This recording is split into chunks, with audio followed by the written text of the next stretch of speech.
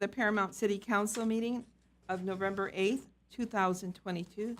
Tonight, in recognition of Veterans Day, later this week, we will have the Pledge of Allegiance led by Brian Palomero from the Veterans Peer Access Network.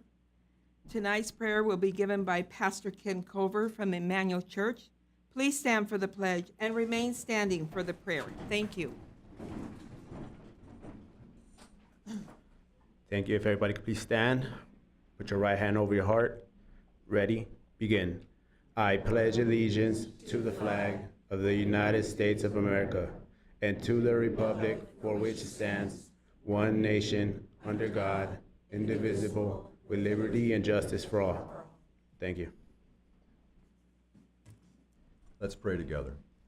Lord, we thank you for our city council. We thank you for humble servants.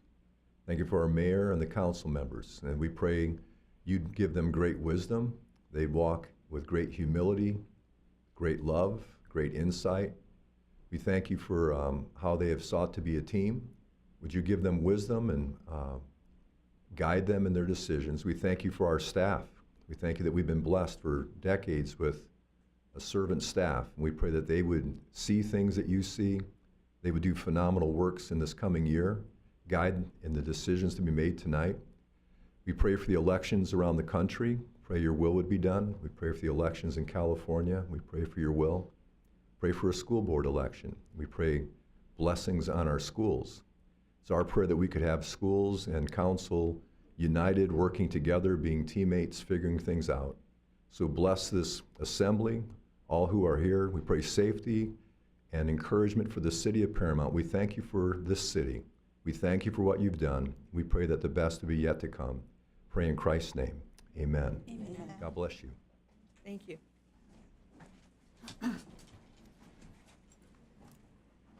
Heidi, may I have roll call of council members, please? Yes, Madam Mayor. Councilmember Delgadillo.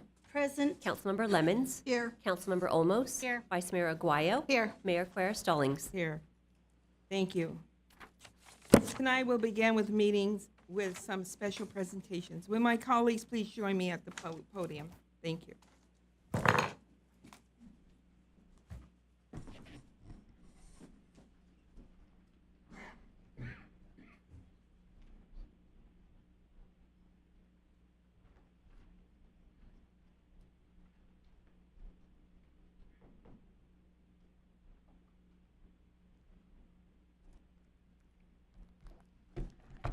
Well, good evening. Hello, everyone. This cold, rainy night. Tonight, we're recognizing some special members of our Paramount community. Would Brian Palomero please come back up again? Did you know that LA is home to the highest concentration of military veterans in the nation? As we prepare to celebrate Veterans Day, we salute the work of the Veterans Peer Access Network, which serves local veterans and their families. Brian is their housing coordinator and a Marine Corps vet. We are so happy he could lead us in the pledge. The Peer Access Network staff members are veterans helping other veterans to receive the services they deserve. These are for mental health, substance misuse, housing, employment, healthcare, legal services, food, and much more. You can reach them at 1-800-854-7771 from 9 a.m. to 9 p.m., 7 days a week. You can also visit them here in town on Mondays and Fridays at the Paramount Community Center. And don't forget, this Saturday is our Veterans Living History Celebration. It's at Paramount Park from 10 a.m. to 1 p.m. There will be lots of wonderful activities to honor our veterans and active service members. Brian, would you like to say a few words, sir? Good evening, everyone. As mentioned, VPAN is the link and the source to many of our veterans, but not just to veterans. It's to active duty members reservists and their families as well. If you need to get a service connection, go back to school or employment, we're the link to try to get you connected to that resource. We're here at the Senior Center Monday and Friday as mentioned, but you guys could go ahead and reach myself or any of my peers at any time. Thank you.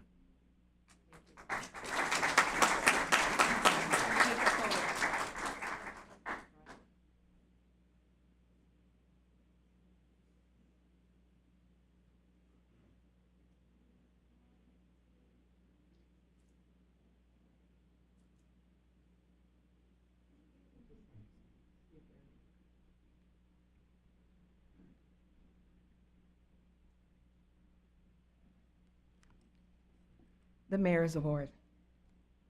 Would Andrea Crow please come up?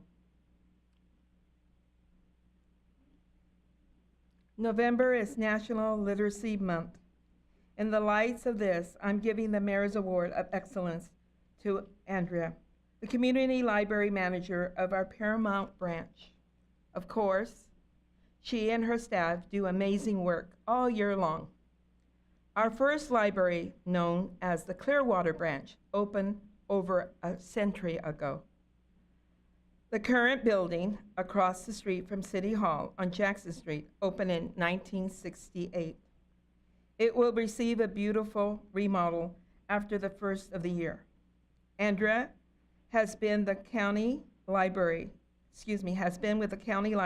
since 2001, starting part-time shelving books, as I can experience that. She promoted to full-time in 2008 and has worked her way up ever since, becoming our library manager in 2018. The Paramount branch is known for its different types of services beyond its collection of books. It provides resources for all ages, for story time for toddlers, and computer classes for adults. You can check out Chromebooks, take courses in LinkedIn Learning, and get a resume reviews on BrainFuse. You can receive a free COVID test, get state park passes, and even earn a high school diploma if you're 19 years or older. It's a wonderful place with tremendous, wonderful staff. As a librarian myself, I was for Paramount Unified for over 15 years. It's my great pleasure to present Andrea with this award. Would you like to say a few words, Miha? Just wanted to say thank you for the award. When I told staff, they were very excited about it. We love serving the Paramount community, and we can't wait to open a beautifully renovated library in the future.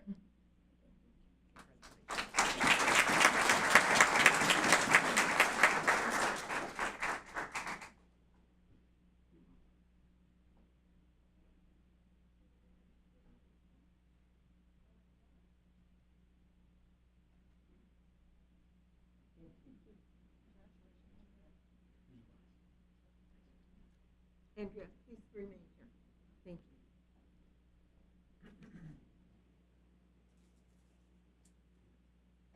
Now this is close to my heart. I'd like to invite my fellow Paramount Unified Library technicians here tonight to come up. We're giving the proclamations of the National Family Literacy Month to Andrea and the Paramount Unified School District Group. This month promotes getting the whole family together to enjoy some reading. When you read to your children, you provide them with fundamental skills for success in school and life. When a parent reads with their kids, learning occurs, memories are created, and bonds are reinforced. Obviously, reading and books and library experience are hugely important to all of us, especially me. Librarians, technicians from Paramount Unified School District, I want to thank you from the bottom of my heart. I've been in that position, doing rotations, maintaining library materials, shelving books, registering new students, exiting new students leaving, distribution of textbooks, inventory, troubleshooting, even with Chromebooks. repairing, listening to kids that have an issue with library books or textbooks, sending overdue notices, reading to our little ones, creating a wonderful environment for them. This is so special to me, and I am so honored to present you with this proclamation. Before we take a photo, I would like each library technician to introduce themselves and their school, please.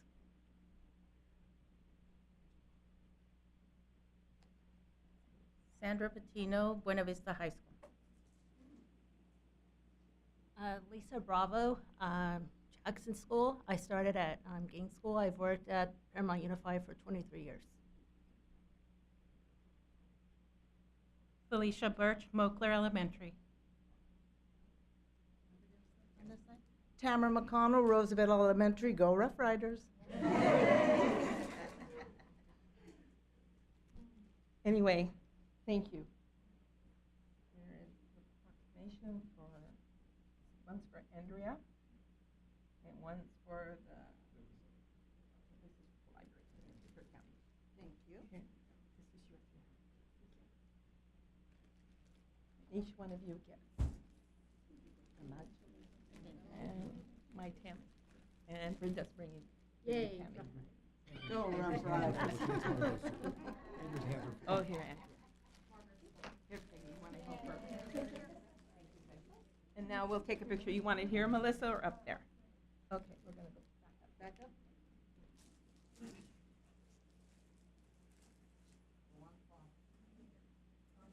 Oh, should I go down? Yes, one. Thank you. Should I go down more? All right.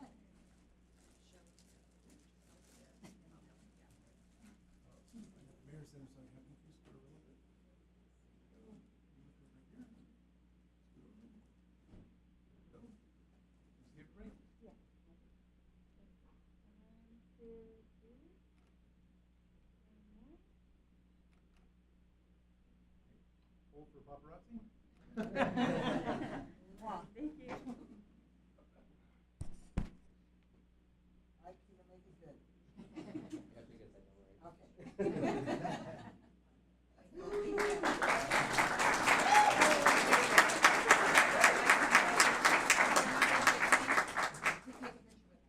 School board members?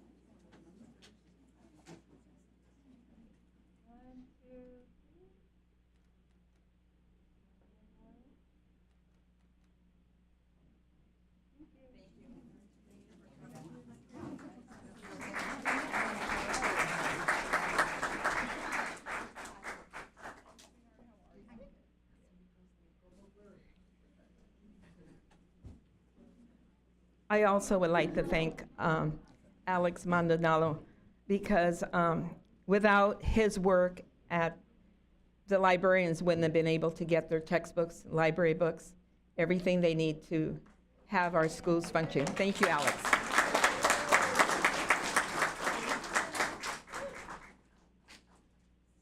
With Colonel Robert Gill and First Sergeant Class Danny Brave Boy, please join us. Tonight, we're thanking these two gentlemen for their work with the Paramount High School JOTC. They have had such a positive effect on so many of our students over the last 15 years. The mission of the JOTC is to motivate the young people to be better citizens and take responsible leadership roles. It also makes them aware of their rights, responsibilities, and the privilege as American citizens.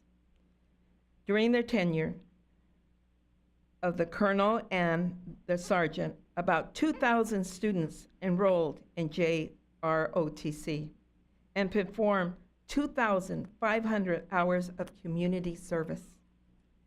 Much of their time has been spending helping at city events, Pitch and Paramount cleanups, and on Memorial Day. Graduation rates for their students have risen to 95%, and the cadets have won recognition for their military, from the military and from their community. After devoting many hours working after school, on weekends, and during the summer, our friends are both retiring. We are grateful for the job they have done educating our young people. We wish you the best in the future. In addition to the certificates, we are giving you the city's challenge coins. This recognizes the special achievements are given to veterans on Veterans Day celebration. Would you both like to say a few words, please? Well, yeah. Well, it's been really fantastic opportunity being here at Paramount and working with the community and especially with the cadets and the family members. So it's going to be something that we're going to miss, but we had a great time and we were really glad to be here for the last 15 years. So it's time for us to retire. So thank you very much for your support.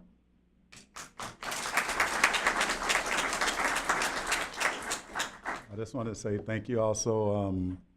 In 2008, after I was retiring from the military, I wanted to know what I could do to help the young people. And so I thought teaching would be great. And I came thinking I was going to change them, but ultimately they changed me. I discovered things about me that I never knew. And I'm grateful for the experience, and I'm thankful to the city of Paramount and the high school. Thank you.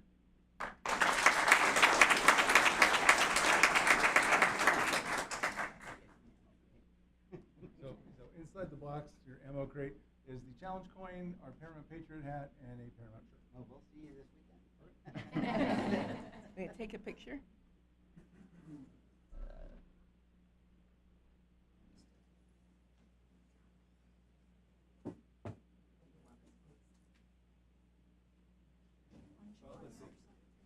We're going to have, put the mayor in the middle. Colonel, can you come on down? Yeah, right here. Yeah. Right here, so I can break it. And we're going to get, you just scoot over just a little bit. There you go. Can you see everybody? All right, good.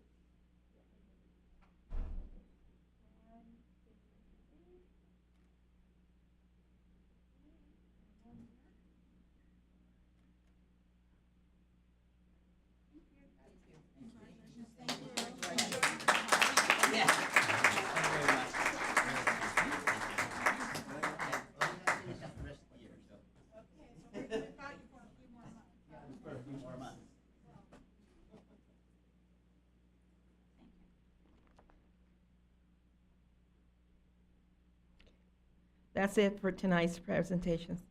I want to thank everyone for being here and making Paramount the great place it is. And remember, we are Paramount. Ladies, can you please join me back at the dais? Thank you.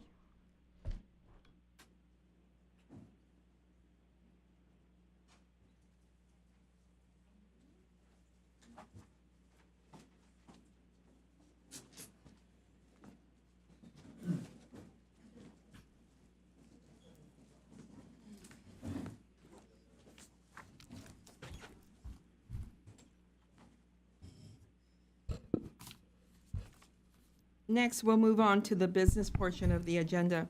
Before we get started, I'd like to suggest that we're taking item 16, the update on the air monitoring program, out of order and moving it up just after item 10. Is there any objection? Hearing no one, let that be the order. Thank you. John, are there any public comment updates from the last city council meeting, sir? Yes, Madam Mayor, there sure are. It was actually one commenter at the October 18th, 2022 city council meeting, Mr. Fred Huber. Mr. Huber had a few concerns. First off, his main concern was loud parties in his neighborhood. As a follow-up, public safety staff met with Mr. Huber about his concerns. We explained that the Sheriff's Department had responded to the loud party call for service that he had heard, and that we also explained that the City Council has a long-time zero-tolerance policy for this sort of nuisance activity. And we explained to Mr. Huber that the city employs a dedicated sheriff's unit that to simply address loud parties and noise disturbances. We will continue to monitor the area for any future disturbances, and we have not found any loud music or loud party calls for that area that have popped up in that area. Mr. Huber was encouraged to continue to report loud parties and noise complaints to the Sheriff's Department. Mr. Huber also noted that he also noted to us that there have been no additional loud noises since the Sheriff's Department's initial response back in October. His second concern was quality of service issues from SEACA, or Animal Control Authority, regarding loose dogs. Public safety staff relayed to Mr. Huber's complaint about loose dogs to SEACA, and we followed up with Mr. Huber, and he shared with us that he has recently observed SEACA responding to stray dogs in the neighborhood, so he was happy about that. His third concern was a loose dog in his neighborhood that impacts mail delivery, including a potential requirement that mailboxes are relocated by the post office. We reached out to the postmaster to inquire about this issue, about placing post office box at the edge of the curb. And when following up with Mr. Huber, he confirmed that this was only requested of a single property in his area, and Mr. Huber was satisfied with our response and relayed his appreciation for our efforts. And with that, that concludes the city public comment updates from the October 18th City Council meeting. And I'd be happy to answer any questions. Thank you. Is there any questions? Now is the time for that members of the public may comment on items that are not on the agenda. Mr. City Manager, are there any speaker cards this evening, sir? Yes, ma'am. We have two speaker cards this evening. One is for the general public comment period, which we'll get to right now. And the second one is for item number 11, Mr. Adam Lentz. So we'll call you up after when that item is heard. So our general speaker's card tonight is from Mr. Adrian Landa, and he'd like to come up and address the council. Mr. Landa?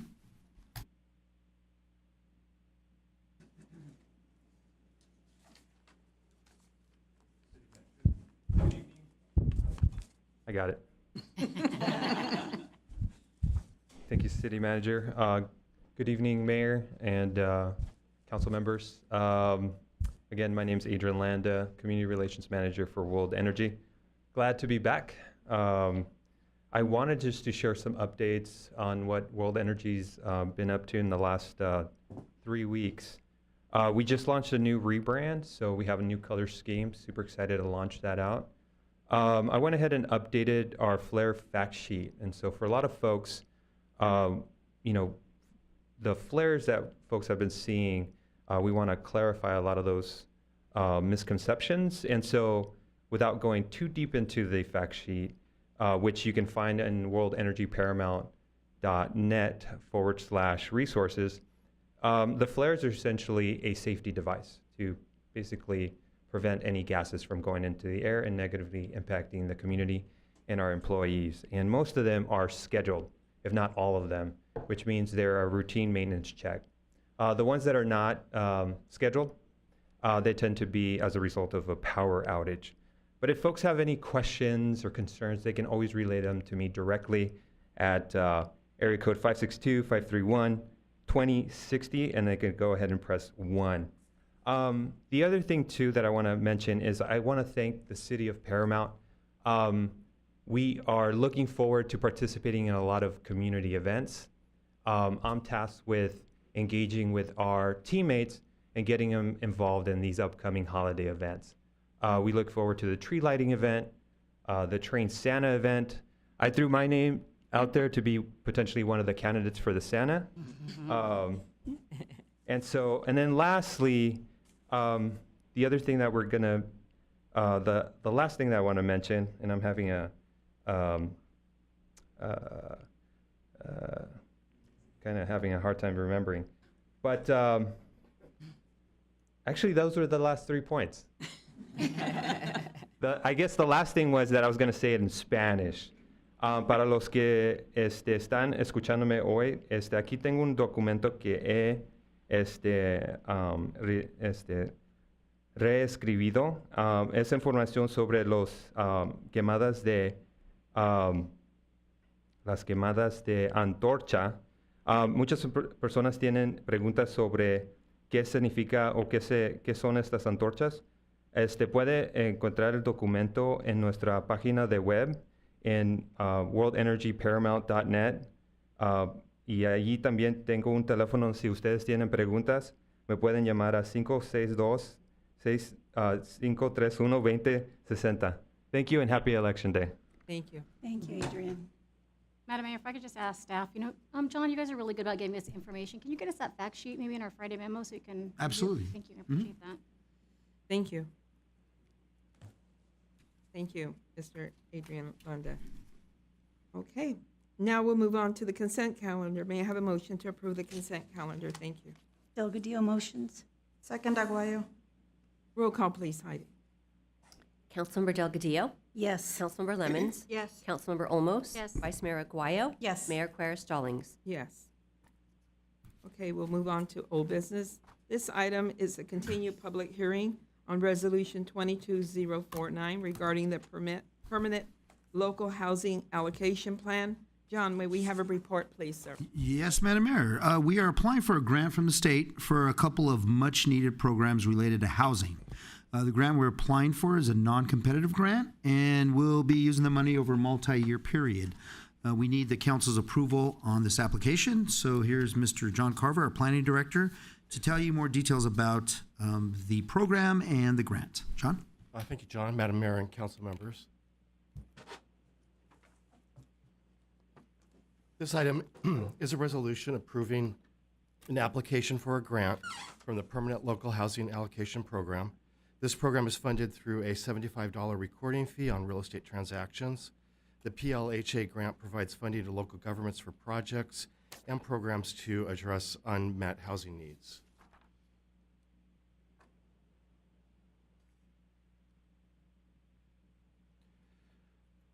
Paramount is eligible for $438,197 for the 2019-2020 fiscal year, $681,000 for the 2020-2021 fiscal year, and $749,523 for the 2021-2022 fiscal year.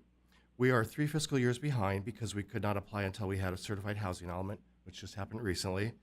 Over the 5-year period, Paramount will receive an estimated $2.6 million. The city will submit a 5-year plan on how to spend our allocation.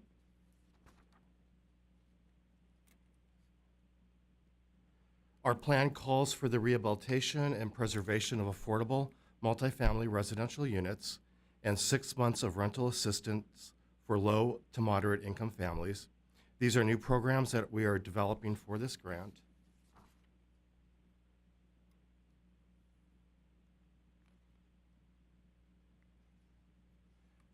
Other activities that we will bring back as an amendment to the 5-year plan include the home improvement program. And there is no fiscal impact. And it's recommended the council adopt resolution 22049. I'm happy to answer any questions. Thank you. Now we'll open the public hearing. Have there been any comments or speaker cards submitted for this item? Heidi? No, Madam Mayor, there have been no comments or speaker cards submitted. May I have a motion to close the public hearing? So moved. Second, Delgadillo. Heidi, may I have roll call, please? Councilmember Delgadillo? Yes. Councilmember Lemmons? Yes. Councilmember Olmos? Yes. Vice Mayor Aguayo? Yes. Mayor Quer Stallings? Yes. Do my colleagues have any comments or questions? Madam Mayor, I just have one question. Do you Yes. have any idea what the turnaround time on this might be, John, if the application's? Oh, you mean to receive the money? Yes, it would be within the next several months after the first of the year. Anyone else? Is there a motion for this item, please? So moved. Second, Delgadillo. May I have roll call, please, Heidi?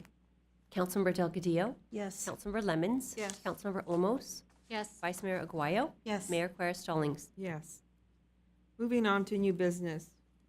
First, we have a presentation by Sukasa Ending Domestic Violence. John, would you please introduce the presenter? Yes, Madam Mayor. Back in September, we went on a tour of the social service organizations that the city provides funding to. You may recall that we were unable to visit the Sukasa Ending Domestic Violence facility during our tour, and they promised that they will be able to do a presentation to the council showing what their organization does and also photos of their facility. So with us tonight via Zoom is Ms. Maria Mendez. She is Sukasa's Community Outreach Manager. Is she? Hi, Maria. Can you please go ahead and share your screen? Yes, thank you for the warm introduction. Please let me know if you're able to see my screen in a second.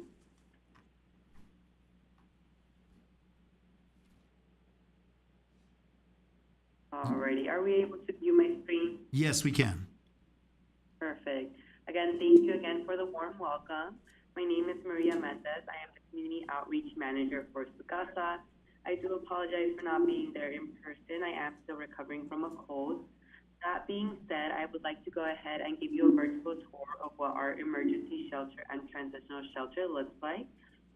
It'll provide a brief insight of where the funding that we receive from the City of Paramount or similar funders go to.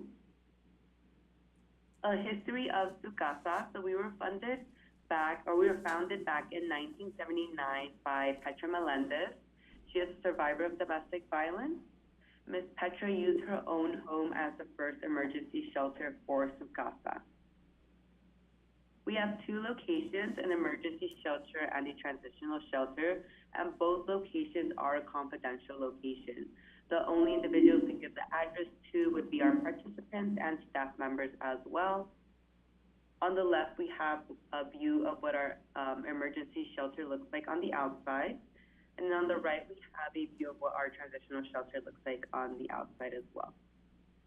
I'll go ahead and start us off with our emergency shelter. So the property, it consists of two houses, a front house and a back house. The front house is utilized by staff to provide services, while the back house is a 22-bed facility with private rooms and a communal living area. Clients stay at our emergency shelter for approximately 30 to 45 days. And each client is assigned to a case manager, a housing navigator, and a counselor. And all of these services are provided to our clients at no cost. Right over here on our right, we have a picture of what our front house looks like. This was what Ms. Petra used as the first emergency shelter for local residents that were going through crisis, but now it's the building that we use for staff to provide services. Some of the services we provide at the emergency shelter include case management, which really looks like a service assessment for the clients, kind of meet the client where they're at and connect them to the right resources. The case managers will help the client develop any sort of goals, safety planning, as well as assist with court referrals and medical assistance. Then we also have our housing program that's offered to our clients. Here we do a housing intake. We also help the clients develop any sort of housing goals. We also help the clients apply for transitional shelter, whether that be through our program or through another program that the location works best for them. And we also assist them with a relocation of housing. We do have a 24-hour hotline that's available to the public 24 hours a day, 365 days per year. And our hotline runs out of the emergency shelter in that front house. Here we provide information and referrals for legal and other services, as well as we do the screening for admittance into the Sukasa program. We have a children's program as well, and I'll go ahead and share what the child's room looks like. In this room right over here, we provide services such as art therapy, tutoring, support groups, teen groups, child youth services, as well as online schooling support. This room can also be utilized by the clients and their children and anytime throughout their stay at the emergency shelter. Next, we have groups that we run out of the emergency shelter. The groups range anywhere from domestic violence groups to parenting groups, life skill groups, family counseling, support groups, family enrichment programs, exercise and fitness clubs, as well as a financial and literacy workshop that we provide for the clients.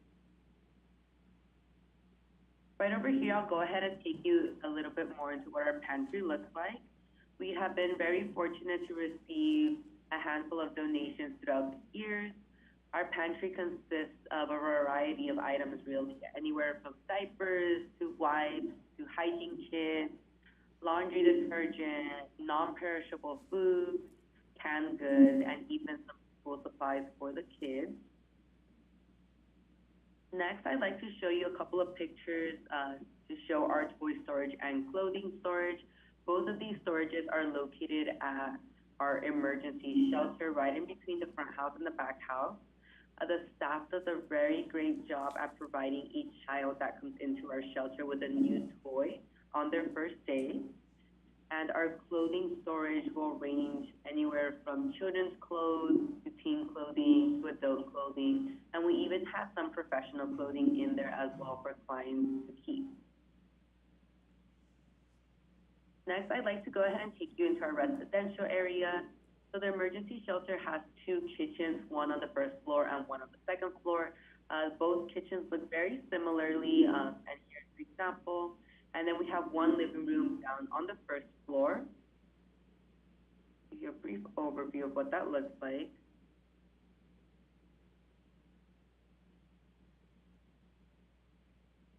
As you can see, the living room is very much an open space for the clients to gather and really relax with one another. We try to encourage the clients as much as possible to engage with one another and conversate with each other instead of staying in their room.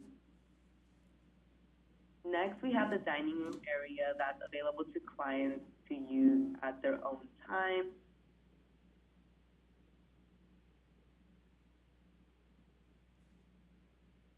And then we also have two laundry rooms in the emergency shelter as well, both looking very similarly, and they are a free washer and dryer for the clients to use. This is what a typical bedroom looks like at the emergency shelter. So we have 5 bedrooms total on the lot, and each room has 4 beds and 1 bathroom. We do have an ADA compliant room, and 2 of the rooms are big enough to hold a toddler bed or a crib, and each room does have a desk, a TV, and a DVD player inside. And right over here is what the typical bedroom would look like. As you can see, the beds are bunk beds, so we can ensure that we can have as much individuals as possible depending on the family size. This room specifically is one of the larger rooms that does hold a toddler bed in there.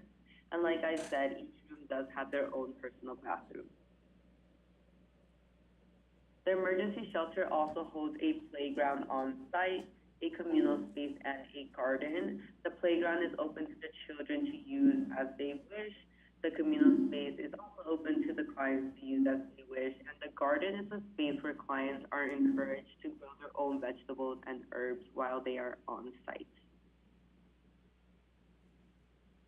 Next, I would like to go ahead and take you into our transitional shelter. Our transitional shelter was established back in 1996. Not too long ago.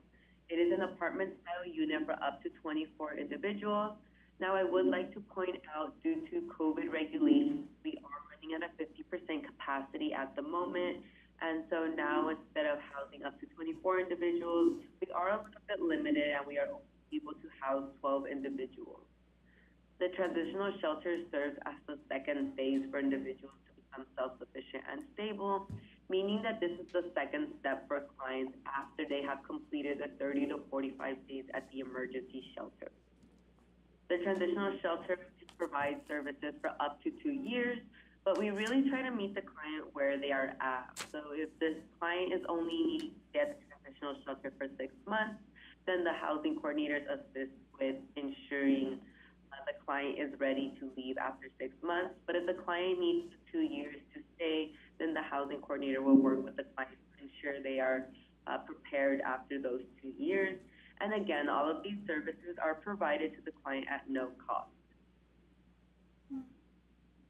Like I mentioned, some of the services provided at the transitional shelter include case management, very similar to the service that's provided at the emergency shelter, such as safety planning, court referrals, medical assistance, and companionship to the appointment. Now, the difference at the transitional shelter is that there is more of an emphasis on assisting with job search and entering educational system, as well as providing parenting and domestic violence group counseling.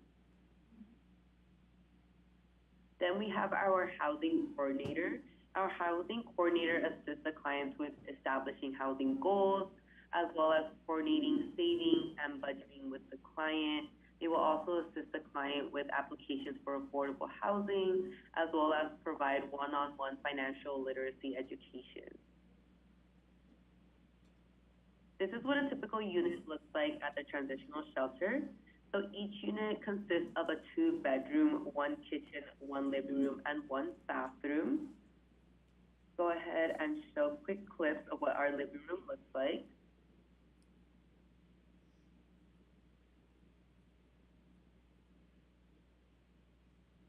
And then we have our kitchen right over here.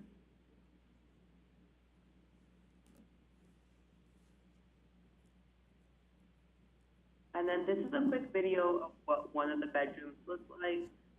But both bedrooms are very similar in which they have 2 bunk beds located in the room as well as closet space. Now the reason for that is because in the past we have been able to fit 2 families in each unit. So one family would take over 1 bedroom while another family would take over the 2nd bedroom. But again, due to COVID regulations, we are now limited to 1 family per unit. So it does really restrict us on how many families we can provide housing for, but we do ensure that we connect the other families with outside services. We also have a kids room located at the transitional shelter. Although it is a bit smaller, we provide very similar services such as art therapy that's brought to us by A Window Between Worlds, tutoring, family groups, and staff does a really, really great job at providing these activities for teens and families that live on site. Next, we have our counseling room. And so our counseling room is used by our staff and MFT interns to provide individual counseling, family counseling, child counseling, and support groups for both the clients and the team. We also have this space available for our clients to use as an office space or possibly to do online schooling, especially when we shifted during the pandemic to do everything virtual. We saw a lot of clients come in here to do their homework or to use the computer for work. Lastly, we have our on-site laundry. Just like our emergency shelter, our transitional shelter also holds free washer and dryers for our clients. The clients are also provided with the laundry detergent and the bleach as well. And I would like to point out that all of these services would of course not be possible without funding that comes from the City of Paramount. SAFA has been very honored to receive these funds from the City of Paramount for our core operations and educational outreach. Fundings like these help us ensure that we can provide art therapy for the kids, a tutoring space for the students, as well as any sort of extra necessities that the clients may need when they come into our shelter. And I would like to say that in the year of 2021 to 2022, Sukasa has served 3,028 individuals through our services. Thank you all. That is all I have for you today. I hope you got to learn a little bit more of what Sukasa looks like from the inside. Thank you. Do my colleagues have any comments or questions? I have a comment. Maria, I have a question. Let's put it this way. For Sukasa, for accepting clothing donations, do you accept donations anytime for the children and the adults, or do you have to make an appointment for drop-off? Yes, great question. We actually have a walk-in service donation at our administrative office that's located in Long Beach. However, due to a staff shortage and an overflow in our closet, we are stopping our donations for the rest of the year, but we do anticipate to start up again in January. So early January, we will start accepting donations again in person. And again, that is a walk-in service. No need to make an appointment with us. Oh, okay. Well, you'll see me in January. Thank you. Perfect. Thank you. Thank you. Thank you. Thank you, ma'am. Okay, next is the Southern California Edison Local Reliability Report. John, will we please introduce the presenter to provide the report? Absolutely, Madam Mayor. The city recently experienced power outages over the summer, and in one case, a power outage was scheduled for planned maintenance. I had a request from a council member to have a representative come to the city council from Edison to educate the council on the power grid and explain the outages that we're experiencing. So with us tonight is Mr. Francisco Martinez. He's the government relations manager from Edison, and he's here to tell us all about the Edison Reliability Report for 2021. Francisco, take it away. Mayor, Council, good evening. Nice to see everybody. Thank you for the invitation.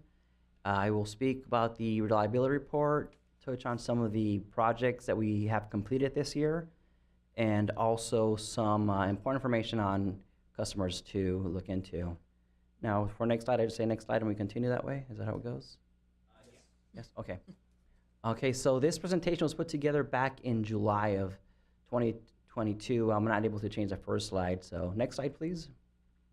Who we are. So this is an overview of the entire Edison territory. We have 14 counties, 5 million customers, and we cover a service territory area of 50,000 square miles. So from northern Orange County all the way up to Mono and Inyo County. Next slide, please.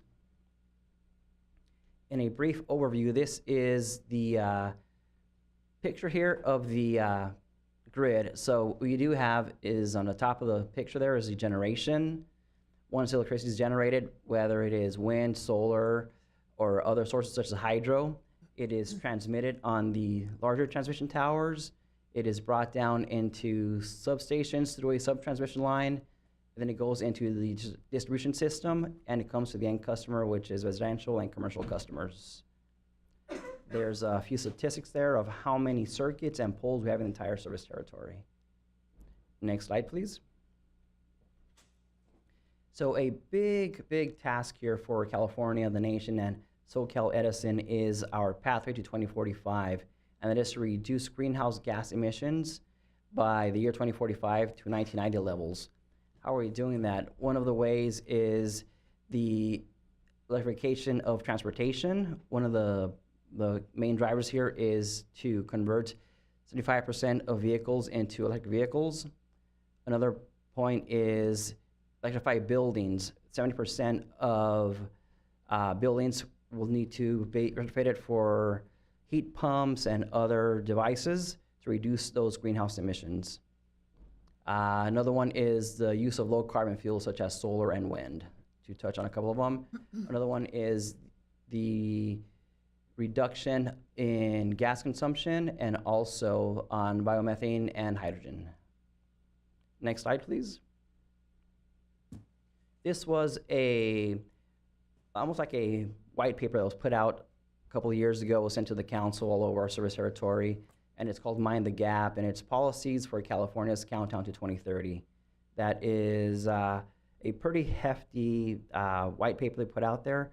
If you'd like, we'd sit down and talk about it in more detail. Okay. Next slide, please. And now we begin the reliability overview. So this data is from 2021. Every year around springtime through the summer, we do the report based on last year's statistics. So City Manager John Guerrero mentioned that we had some outages over the summer. That data will be analyzed and reviewed next year. So this is all from 2021. Next slide, please. What is reliability? In simple terms, it's having dependable electricity when you need it. There will be some acronyms I'll go over in a little bit. We have what are maintenance outages. Those are planned. The reason we do planned outages is to change infrastructure, change poles, upgrade transformers, bring in thicker conductors. And why we're doing it, why are we doing it? And that is to get the grid ready for the coming, pretty much grid modification of everything we're doing, the EVs, smarter homes, all these appliances. The bottom point there of public safety power shutoffs, I'm sure you hear about them in the news. The city of Paramount is not in a high fire zone. We're not in a high PSPS zone, so we were not going to go into that section there. I removed about 4 or 5 slides on the PSPS. And a major event day. Again, those are outside of the city of Paramount territory. Next slide, please. There are 22 circuits in the city of Paramount. They are listed in alphabetical order. You have 12 kV, which is pretty modern, and also 16 kV. There's no longer any of the smaller conductors, which is 4 kV. All that has been replaced over the years. And there's also the customer count on how many customers are on each circuit. I know there's been some outages. Mayor, you've called me in the past, and usually I tell you, okay, that outage is on the, for example, the lobby circuit or the Irish circuit, and that is how we track every single circuit. Every single wire you see out there has a specific name. Next slide, please. So here are the acronyms that I'll repeat a few times here. The first one is SAIDI and SAFE. The SAIDI is the system. It is the duration. The D in SAIDI stands for duration, and that is the ones that affect you the most because those are the ones that go into hours. And the SAFE is the frequency, how many times there's an outage on this particular circuit. And we listed out the type of outages: equipment failure, vegetation or animal, sometimes tree branches hit wires, sometimes squirrels, sometimes rodents get into electricity and they cause outages. Other ones are something comes in contact with the equipment, but there's no evidence left behind, such as a dead rodent or a bird or a kite or a Mylar balloon. Third party are, again, Mylar balloons, or when a car hits a pole, or when a third party contractor is out in the community, they're doing construction, they didn't do the proper USA markings, they didn't do the dig alert, and they start digging, they hit a wire, and it causes an outage. And PSPS, we don't have that here, so I'll skip over that one. Next slide, please. And this graph here shows historical reliability going back to 2018, and it breaks it down. The blue one is the city of Paramount compared to the red, which is the SE grid. And on this slide, we're comparing how the city compares to the overall Edison system. So if you look at the top one, 2021, the city of Paramount had less duration of outages compared to the Edison territory. So 76 minutes was duration compared to 180 minutes in other areas. The frequency was just about the same territory-wide, and the momentary interruptions, they're almost the same, 1.6, 1.8 minutes. The momentary ones is when your electricity kind of dips a little bit and it comes back up. We also track that. Those are the momentary ones. Mm-hmm. Any questions on that? No? Okay, next slide, please. And this is where we get more into the granular level here. What caused the outages in the city? 28.5% were equipment failure. That is, a transformer just reached its end of life and it failed and it caused an outage. Third party was up there, 25%. That's car hit pole. The other is there's just no evidence as to what caused it. There might have been something that touched the wire, caused the outage, but there's no evidence left behind from a branch that fell down. Operation is the same thing. The system just came to its end of life. Transformers failed. And weather wasn't a big problem in 2021, but we'll see that it will be a bigger issue on the report for next year in 2022. And a smaller one here is vegetation and animal. That was only 2.5% of the time. Other communities in the foothills, that section there with vegetation and animals is up to 20 to 25%, just because of the wildlife Next slide, please. And the safety, this is a frequency, and it just breaks down the percentage here. The frequency is mostly third party and equipment failure, and it just breaks down percentages there. Okay, next slide, please. This is a map of the city of Paramount, and it has every circuit listed there. It's kind of hard to look into this one screenshot, but we have a GIS that could narrow down into a particular neighborhood and street to see what circuit is on and what problems we're having on it. I'm sure you're all looking at that slide there trying to see where do I live and what circuit do I have. If you do, you can always send me an email and I'll let you know what circuit you have. Okay. Next slide, please. Now this is another screenshot. This one here has a legend on the top right, and it covers the distribution work. What does that mean? And I really can't see the letters from here, so if someone can help me out with one of those blue dots up there, that is... Structure and equipment? Structure and equipment, okay. So for example, every little purple turquoise one is a location where a transformer was replaced. The purple one includes the entire pole. And other sections might just be that we went out there, the transformer was okay, the pole was relatively new, and just one of the cross arms that is on the pole was replaced because the load deteriorated. If we don't replace those cross arms at certain times, they might just fail and bring down the entire cable, and that is what causes outages.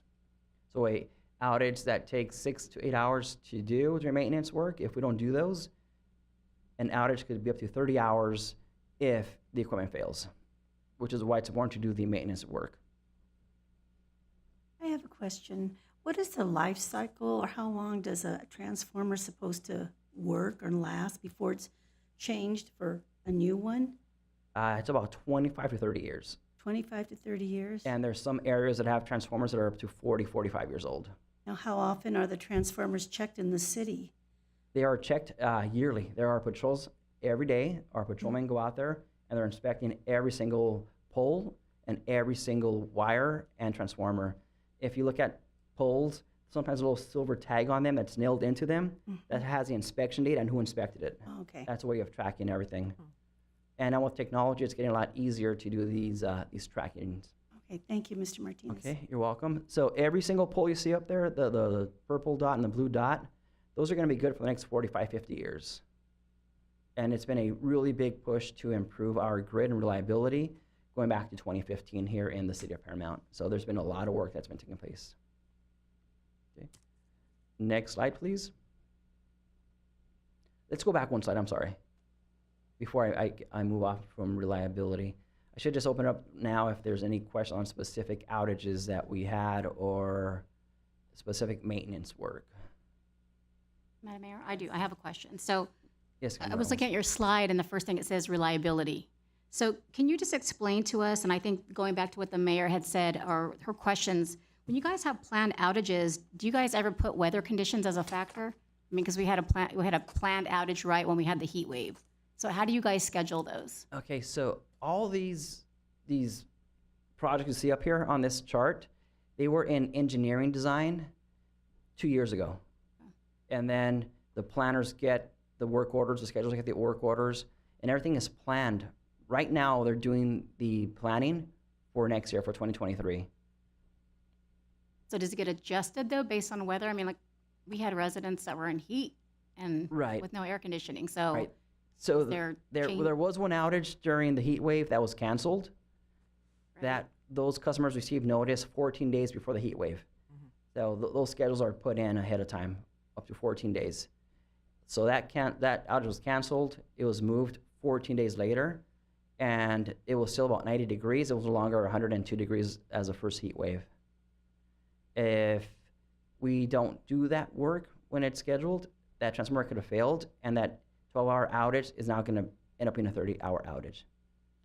So how much time did our residents get notice for that? You guys probably, I'm just trying to remember. Was it like a week notice that they were going to have a planned outage in that Yeah, neighborhood? I think it was about a week. About a week? Yeah. And was it by letter too? Yes. Through the mail?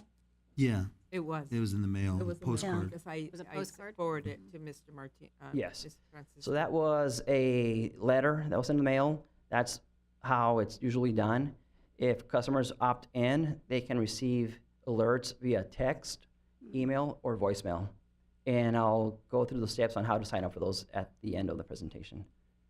But normally, we are mandated to give 4-day notice. We try to do it anywhere from 10 to 14 days ahead of time. Okay. Anyone else have any questions?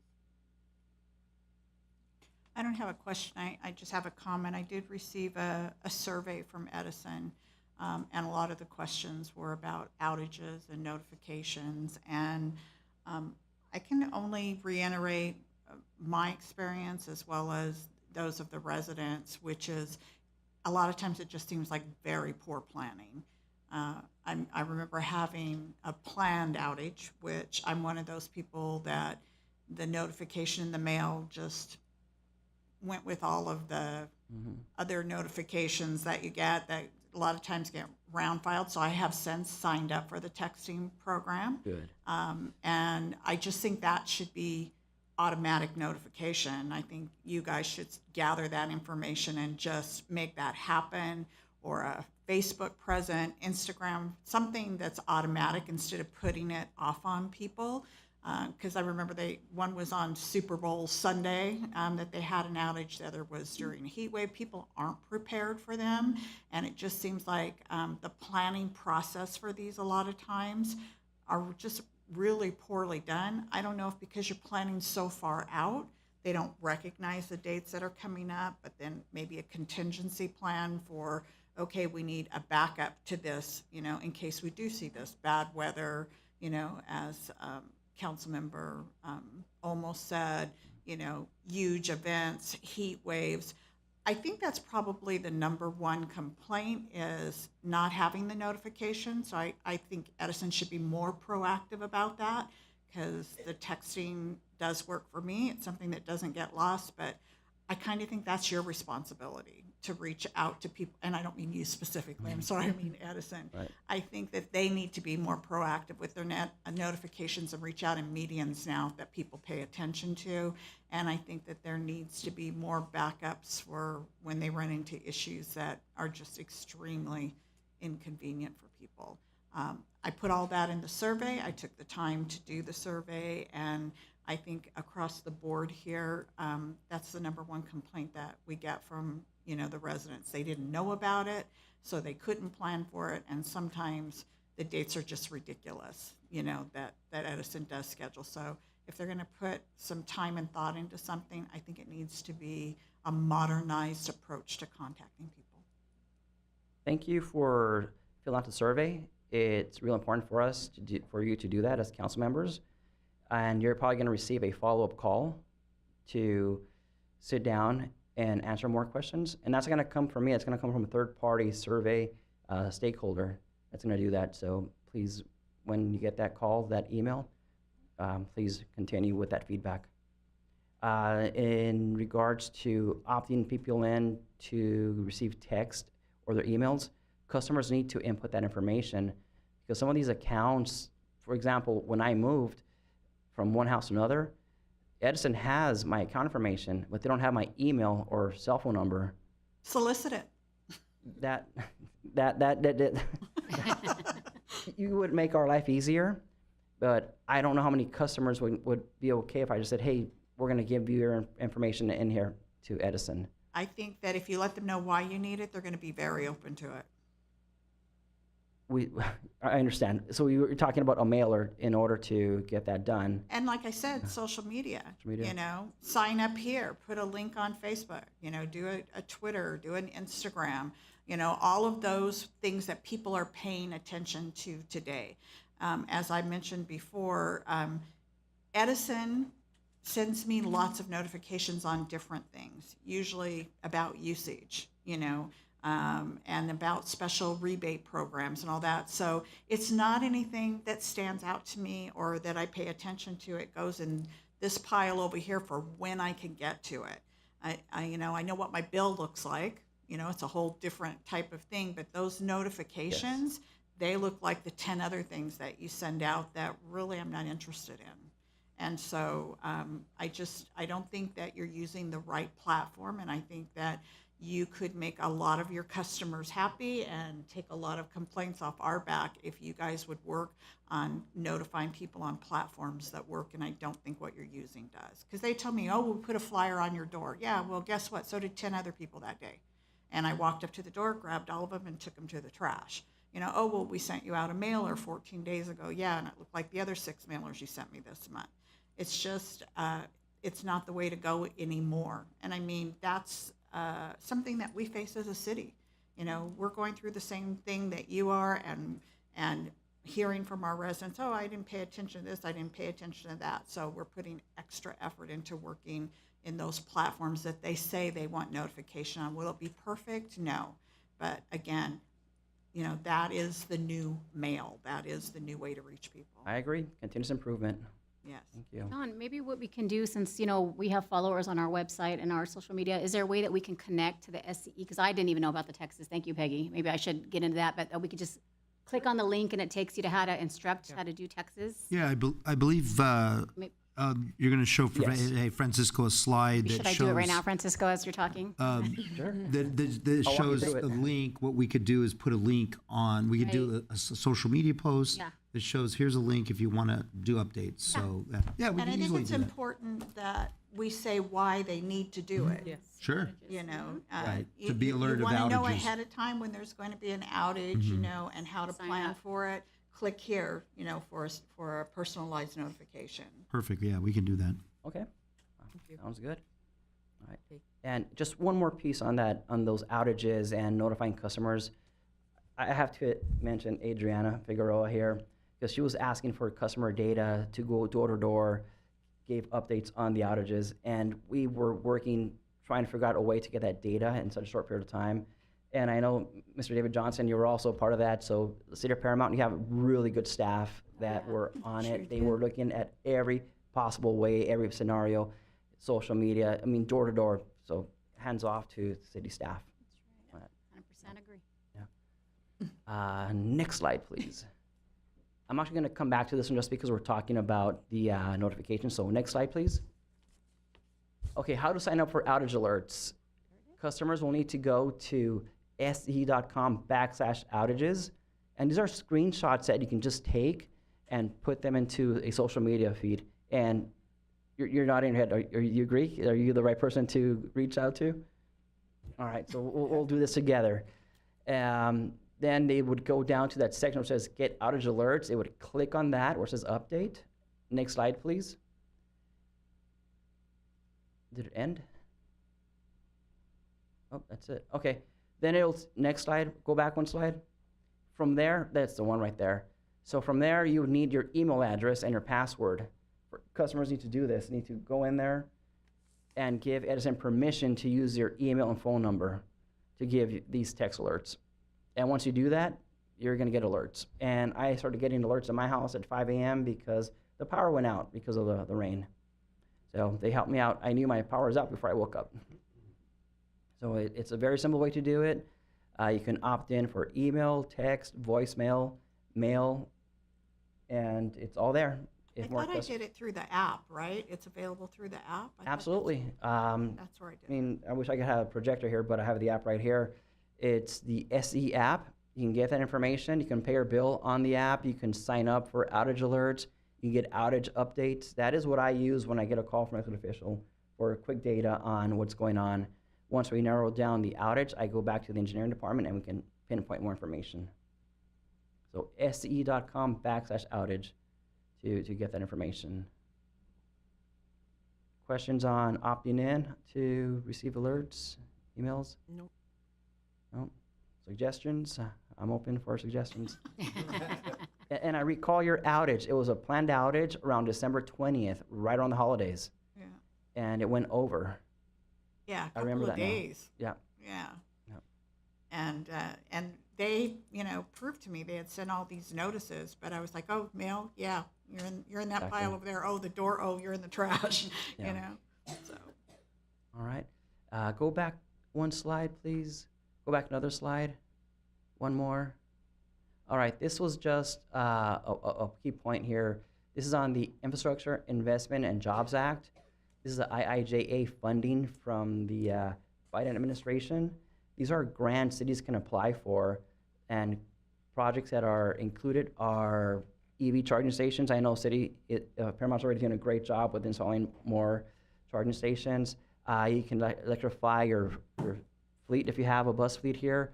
And these are just 3 bullet points of what you can do with these funds. I know, Mr. David Johnson, you are always working on grants out there. I'll follow up with you, and we can have a deeper conversation here. If you were ever to apply for a grant, we'd get our Edison International Office in Washington, D.C. to attach a support letter to your grant application to show partnership with the utility. So that's just one way of partnering. All right. Any questions? I believe we did receive a grant from Edison for charging stations. We're in the program, yeah. So we have charging stations coming soon Yes, at Paramount we did. Park in progress. We did through the Charge Ready program. The So Charge we Ready. have EV charging stations coming to Paramount Park and Progress Park. All right. And that was a project that is a program, Charge Ready 2, that the City of Paramount wrote a support letter for Edison that went to the Public Utilities Commission to get the grant and the funding for these charging stations. So thank you for that support letter. John, is there some way our staff could assist the seniors at the senior center to register for this? Because some of them seem to have a little bit of difficulty, trying to Absolutely. get. Yeah. I would greatly appreciate that. Absolutely. We can do that for them, and yeah, Yes. for sure, no problem. And there's a discount program too that Southern Yes, they California can has sign sent up. for seniors. Not sure, but Yes. yeah. If you need brochures, documentation, let me know. I can drop off pamphlets to make things Right. Oh, easier. we would greatly appreciate that. Okay. Thank you, Francisco. And I'm going to start sending some tweets to the City of Paramount account on how to sign in for outage alerts. Absolutely. So I ask you to retweet it, like it, and share it, and to spread the word through a social media campaign. We will. Okay, Thank you, sir. Mayor, thank you. Thank you. Madam Mayor, I have just one question for Oh, yes. Francisco, if you don't mind. This is kind of off another subject, though. When you guys talk about initiatives, future initiatives, I think we've been advocating, there's a lot of us that have been here, and actually city staff that have been advocating when it comes to real estate with Southern California Edison. And we have a lot of transformers that are sitting on empty lots, that we want to transform into the parks or to parking situations. Any help you can give us with that, or any thoughts, recommendations on what we could do as a city to advocate more for that space? Believe me, city staff and the council does a great job advocating for open spaces, parks. Going back to, 2008, a park was built on a right-of-way, and we partnered. This is way before my time, Right. with Edison and the City of Paramount, but those guidelines changed in 2015. It's not as easy to approve parks, open spaces on our territory, on our service area, because that right-of-way, the 300 feet that you see out there, is going to be used in the future as the grid continues to expand. And if you were to build a park, we would have to come back and take back that land and destroy whatever you built there to modernize the grid. So whatever you spend from city funds, from whatever grant you were to get, we would go in there and take everything back to its original state and build those power lines bigger. There's some areas where they still allow open green spaces, which just means an open green field with no park benches, no trails, no fitness equipment, nothing at all. Parking is also not allowed. Yeah, so you said future expansions for Southern California Edison's in regards to transformers, or what do you mean expansions? The towers, not just transformers, towers, the poles. Yeah. Edison's been around over 125 years. Right. The way the planning goes, they're looking way into the future to continue delivering electricity for everyone. So whatever plans are coming are 15, 20 years away. For you and me, that's a long time away, but for a company as old as Edison, that's just, a leap away. That is the hard part there. I have just one last comment. The Southern California Edison Company also has a scholarship program that they can apply for our seniors to go to college. Absolutely. Can you mention that, please? Absolutely. So we have the Edison Scholars Program. That is a scholarship of $40,000. I'm sorry, that was last year. This year it's $50,000 for 30 high school seniors. to get awarded. If they're interested in STEM, science, technology, engineering, and math, they have to go to the Edison website, just hit Edison Scholars to apply. There was one recipient last year in the city of Paramount and one recipient in 2018. I want to get those numbers up in my area. My area, the Gateway Cities, had the most recipients in the entire service territories. That's something that I'm very proud of. So I sent a tweet to the city account. Make sure you like it, make sure you retweet it, and get the word out there to all the schools out there. On top of getting the scholarship, these awardees receive an Edison executive from Senior Vice President that stays with them through their college career to guide them, mentor them, and give them that one-on-one touch from an executive sponsor. Wow. Thank you. Thank you for your time. Thank you for the invitation. Thank you. All right. Thank you very much. Okay, next we turn to the environmental sustainability item that will be taken out of order. John, will you please introduce a guest speaker on the city's air monitoring program, sir? Yes, Madam Mayor. In September of 2021, the City Council awarded a contract for air monitoring to T&B Systems. The purpose of this contract was to continue air monitoring for hexavalent chromium emission that was formerly done by the Air Quality Management District. T&B Systems has been doing this for us since November of 2021, and we plan to update the council on a biannual basis, that is every 6 months. Last update was done 6 months ago, back in May, so we're now at the 6-month mark, and we've asked our consultant to come back and update us on how things are looking. So back again with us from T&B Systems is Dr. Kenneth Underwood, who will walk you through the presentation. Hi, nice to see you again, Dr. Underwood. Nice to see you, John. Thank you very much. Madam Mayor, Madam Vice Mayor, council members, I'm here to kind of update you on the program, what has happened, what we've observed over the last six months. So advance the slide, please. So I just want to give an overview.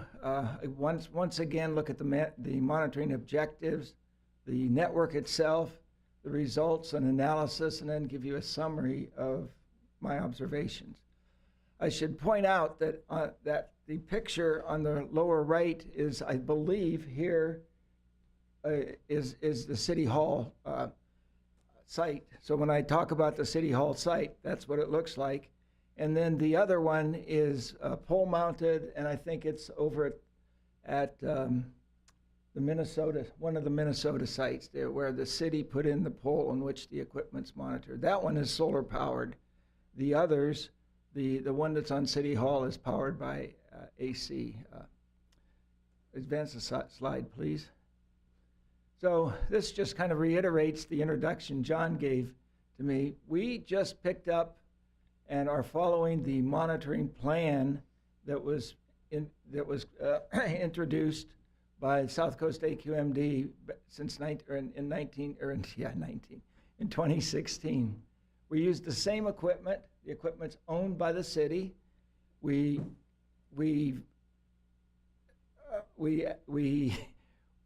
actually service the equipment every 6 days. So it's a 6-day monitoring period where in fact it's only actually it's 6 days we pick up the sample, but the sample is only a 24-hour sample. So when we come here, it's only been a 24-hour sample for that day. As a note, the concentrations above 1 nanogram per cubic meter over 3 consecutive days are listed by South Coast AQMD as days of concern. Advance it, okay. So we have currently 5 hexavalent chrome monitoring stations in the city. We have 3 of the PQ100 samplers. Those are the ones listed on the left there, and then we have 2 of the BGI Omni. This is important because I'll be talking about this in a few minutes. Please advance the slide. So we started our monitoring effort on the 18th of November last year here at City Hall, and then we went through a series of working with John in order to get access to locations at the elementary school, and then decided the city was going to put in the monitoring poles for the other 2 sites. Right now, we're monitoring at City Hall, we're monitoring adjacent to the 15701 Minnesota site, Wesley Gaines Elementary School, Lincoln Elementary School, and Vermont Street. Next slide, please. This is a map of the locations showing each one of the sites. Lincoln Elementary, the City Hall is, I'm sure you know this area better than I do, but City Hall, and then with respect to City Hall, Lincoln Elementary is kind of the northeast side. Minnesota site is in the northwest side, and then the other sites are right around City Hall here. Please advance the slide.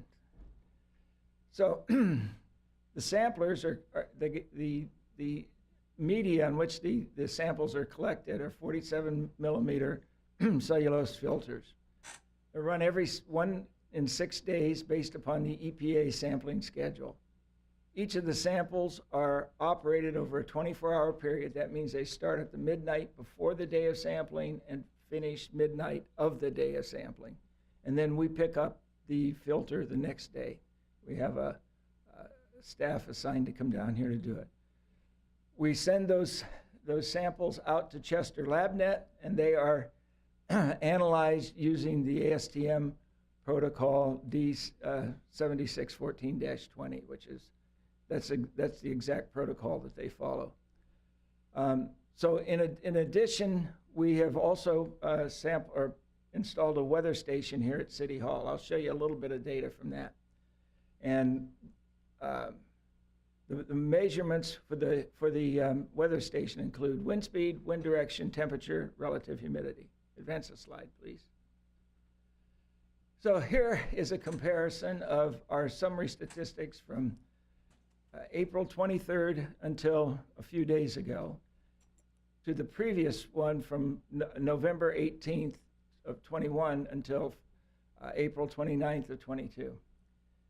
So let's see, make sure I can see this. So some of my comments about it are that the background the background monitoring levels, nanogram per cubic meter, are pretty much the same. It's about 0.03 nanograms per cubic meter.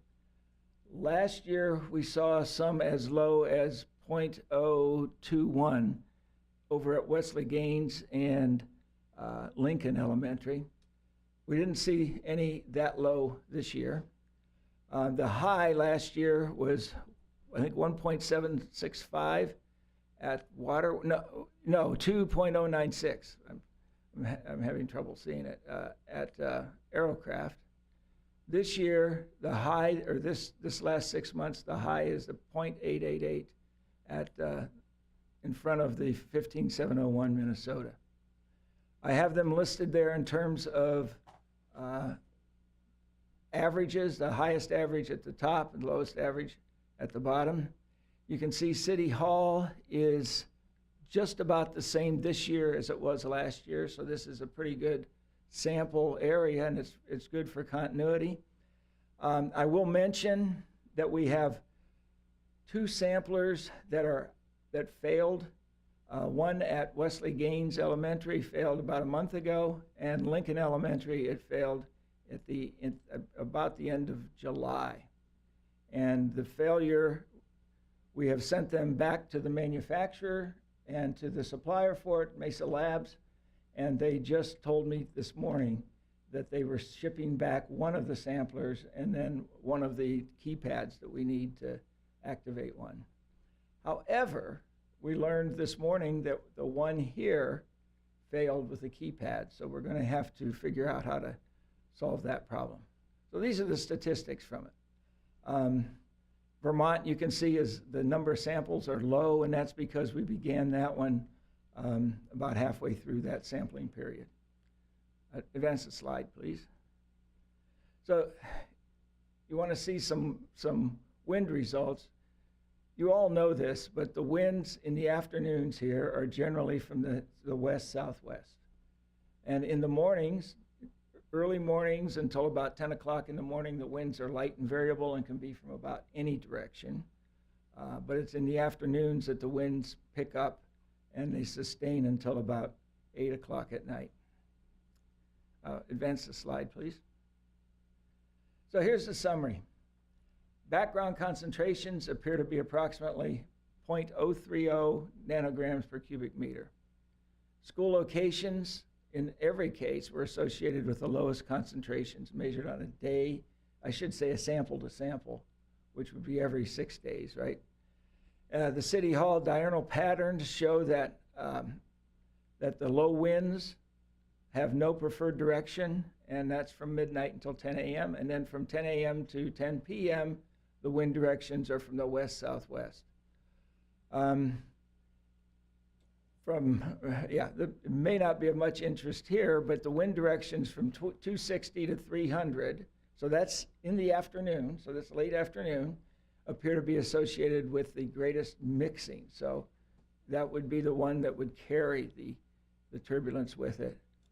Highest conservations are observed adjacent to the 15701 Minnesota site, and the City Hall hexavalent chromium concentrations are slightly higher, but they're pretty much in line with the previous ones.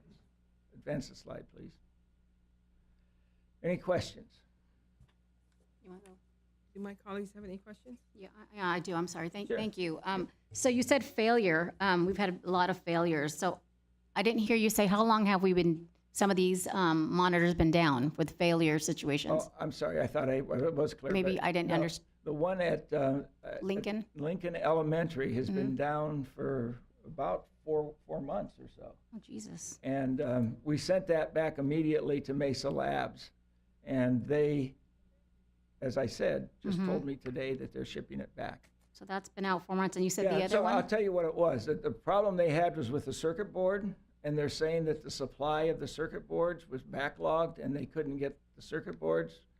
They put us on a priority, but they said, until we get the circuit boards, we can't do anything for you. So that was what they explained to us. And the other, you said there was 2 locations. Yeah, the other location is the other school. Gaines? Yeah, Gaines. Wesley Gaines, okay. And that one, the keypad went out. And how long has that been out for? That's been out about a month, and we'll have that one replaced because that supposedly was shipped back to us today also. But now, remember I said we have a keypad right here that went out too. Okay, I'm just, because I'm looking at the, and correct me if I'm wrong, colleagues, but I'm looking at the results and I'm a little confused. I'm trying to understand, so where are we? I saw the summary page, but again, I'm not a scientist and. Now, let's go back to the summary Yeah, page. Yeah, thanks. So I saw number 8, so if you could just explain to us, again, where are we with the results? Are we in Well, according normals, to the or results, help me with some words so here, remember, colleagues? the threshold's 1 nanogram per cubic Correct. meter. Can we go back to the table? 1 nanogram? Okay. Okay, right there, the table. So this is the table summarizing the averages of the measurements, actually over the last year. But the top one is the one we're looking at. So the highest that we saw was 0.888, I think it was, nanogram per cubic meter. Okay, and we saw 5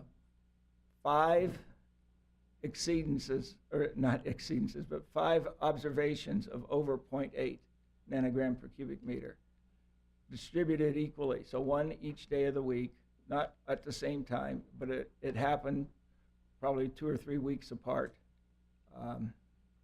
And it was at that same location. There's no other location that's close to it. Vermont Street, I'm not as familiar with that particular location, and I need to talk with John a little bit to understand some of that data.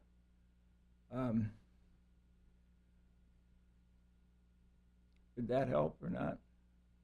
So ask the question. So yeah, so if you're saying that we were out 4 months on Gaines, yep. I'm seeing Wesley Gaines, 16, number of samples 16. I'm sorry, look at the top one. The top one is Wesley Gaines is 23. I'm sorry, it was Lincoln Elementary we were on. Lincoln Elementary, there you go. Okay, that's been out for 4 months, but we have 9 samples from April to November. Right. And we're looking to put that back into operation, hopefully with the repaired equipment. And by the way, Mayor, just as what a happens- comment, Okay, go ahead. Mesa Labs has been a problem for us all along. We have other equipment which we try to work with Mesa Labs on, and they've had a problem repairing them for the last year. Can you move over to can you go to another lab then? Another company? So Mesa Labs is the manufacturer of the sampling equipment. Oh, okay. So you have to Yeah, stay we could with go to them. another lab if it was that, but we can't do that.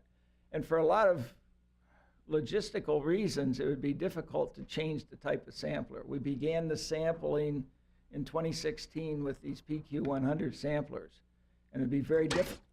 Well, boy, that was stupid. Sorry about that.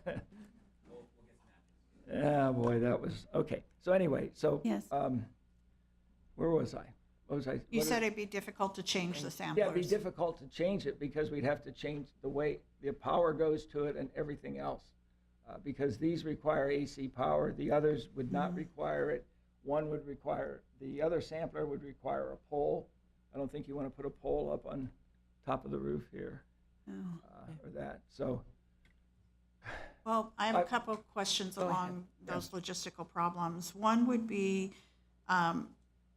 you're saying that Mesa has always been an issue. So should we look at something like phasing them out then one at a time? Because it doesn't appear to be that it's a problem being able to read a different monitor, just being able to put together the structure for the monitor. So what about starting to phase them out? well, like I said, there's a lot of structural things and a lot of support equipment that would have to be changed. So I don't know if you want to go through that process and go through the expense of that I process. think that, and correct me, John, if there's somewhere else we should be looking, but I don't like you telling me that it's been a problem since the beginning and then we're going to continue to deal with them. I How hear do you. we expect anything to improve if we don't change it? Right here. I mean, do we Yeah. look to him for that recommendation or do Absolutely. we need to bring in somebody else? No. That's who, the expert that you have here I mean, in I front think of that us. what we should, that we need to do at the very least is to get some quotes Mhm. about what it would cost then and some recommendations from you about equipment that's going to be more reliable. And the second part of that is, I think we need to start there first because you're telling us it's been a problem since the beginning. If we find that we can't go there, should we not at least have backup monitors or a plan to relocate monitors that we do have that are working to the school sites? Sure. Because I know that that is the public's greatest concern. Right. In answer to your first question, absolutely, we can look at phasing these out with the recommendation. These are the monitors that AQMD had recommended to us that we buy, these brands. John, do you recall how much they were overall when we purchased them? Yes, they were $5,000 each. So not a humongous investment, but it's definitely something that we could look at. That cost has gone up, John. It's about doubled. It's About double double, yeah. down. It's double Okay, now. so it would be double, but still not too cost prohibitive, if that's the direction the council wants to take. As far as the relocation of them, we looked at the data working with Dr. Underwood here, and the lowest results have been at Lincoln and also at Wesley Gaines. So with those, and the higher ones have been at City Hall and I believe at Matco. Everything, if I'm reading this right, is still under the absolutely. Band-Aid. Absolutely, 100%. Right. And at Lincoln, it's historically been low. Right. So we do want to get this up and running as soon as possible. Yes. But we didn't want to take a monitor away from another area where we have this and that and this and that. We want to make sure to keep the monitor there if we have such fluctuations rather than relocating it to a location that's been low. Right, I get it, and then I'm just saying that after we do this investigation about possibly replacing them, and if that doesn't turn out to be an option, then I think we at least need a backup. Sure. One or two monitors, and would not those grants that are coming through The EPA. We could look at that, but from my understanding, when we applied for it, it's just strictly to pay for the monitoring. Monitoring. Okay. Yeah, monitoring. And But this, is that the same thing from the grants, like from the port and all of those places for air quality? We had the port, we got air filters for air conditioning units at Spanny Park. Right. Yeah, that's what that one is. What we could reapply for that. Typically, those grants from the port are for diesel emissions and they cover certain areas near the 710. But that's definitely something we can look into. Well, I just want to put on the record as a council member, I don't think that even if it comes to replacement, I think it's a huge concern in the community. Absolutely. We're not past the point where we don't need regular monitoring that we can rely upon to happen on a regular basis. And I would be okay with spending those funds if it's necessary. And I think that staff needs to sit down and have a long talk with our representative here and find out, a matrix of this reliability with Mesa, because it does Absolutely. not sound good to me. No, I agree with Yeah. you. We have other samplers that we could recommend for the city. So let's that's talk, Absolutely. Get to look at that. reliability is that, Yes. I think, and then you guys, of course, have your concerns. Speaking with the AQMD, bring them in. Here's our other alternative. Do you have any objections to it? Does it have a bad rep in any way or anything like that? Let's cover all the bases, but I'm not at all, on the side of moving forward with something that's not really working. For sure. Right. Absolutely. Absolutely. As a Also- comment on that, these are called FRMs, Federal Reference Measurements. And so you would have to get an FRM for those. We have 2 of those that we can recommend for this, that we work with all the time. Well, staff is going to be getting with you, Yeah, that's fine. and yes, Glad. let's hash all this out. Please Bring it come back. forward with all the information and recommendation and expertise that you have, and let's get this on track. Yep, we can do that. Yes, I also want to put to the record that I am in agreement with Councilmember Lemons that we need to move forward and make some changes. Right. Okay, John Moreno? All right. Thank you, sir. Okay, thank you. Okay. Next is a public hearing, ordinance number 1166 for zone change number 241 at 15932 to 15942 Minnesota Avenue. John, may we have the report, please, sir? Yes, Madam Mayor, as you mentioned, this is a zone change proposal that will allow for a multi-story self-storage facility to be built in our manufacturing zone off of Minnesota, just south of Alondra. As you'll see in a few minutes here in the report, we do see a lot of benefits associated with this project, including the phase out of potential future heavy industrial uses, which has been a clear policy direction given to us by the City Council since the discovery of air quality issues in the industrial areas of town, which we just discussed at great length. Another benefit of this is the elimination of a very blighted property, which is another long-term priority of the City Council. So with that, I'll turn it over to our Planning Director, Mr. John Carver, who will walk you through the item. And just as a reminder, we do have the speaker's card here from Mr. Adam Lentz, who is the applicant, and he's here to answer any questions that you may have. John? Yeah, thank you, John. Madam Mayor and council members.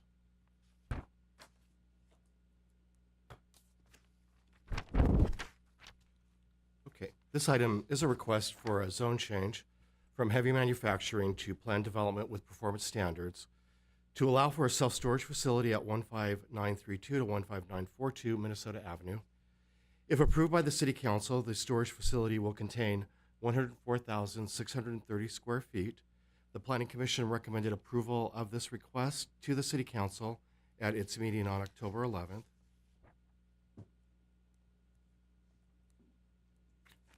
On the left is an aerial of the subject property outlined in red. The site is located on the east side of Minnesota to the south of Alondra Boulevard. On the right, the blue indicates the existing dilapidated metal buildings.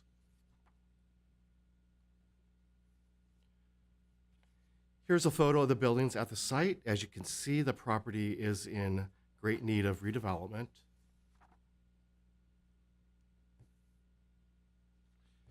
As mentioned earlier, the self-storage facility will have a total square footage of 104,630 square feet. The building will have a height of 55 feet, except for 2 decorative arches, which will have a height of 62 feet. In the chart, you can see how much square footage and the number of storage units each floor of the facility will have.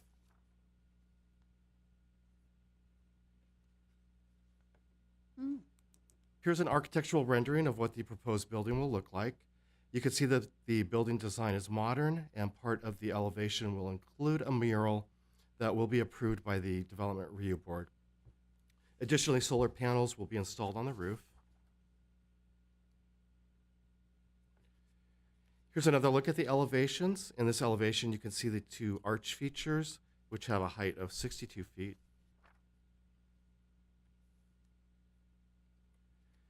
Here's a site plan for the project. The building will be situated on the east portion of the lot with parking and a landscape setback on the west portion of the property.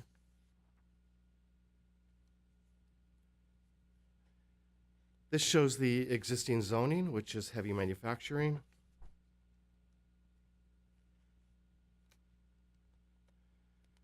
This shows the proposed zoning, which is planned development with performance standards, allowing for the storage facility. This shows the land use of the property and the surrounding area, which is largely industrial.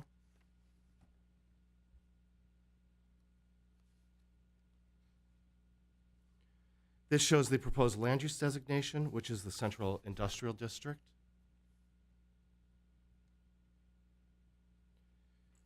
The office for the self-storage facility will be open between the hours of 8 a.m. and 6:30 p.m. with access to the storage units between the hours of 5 a.m. and 10 p.m. There will be 3 employees with up to 2 people per shift.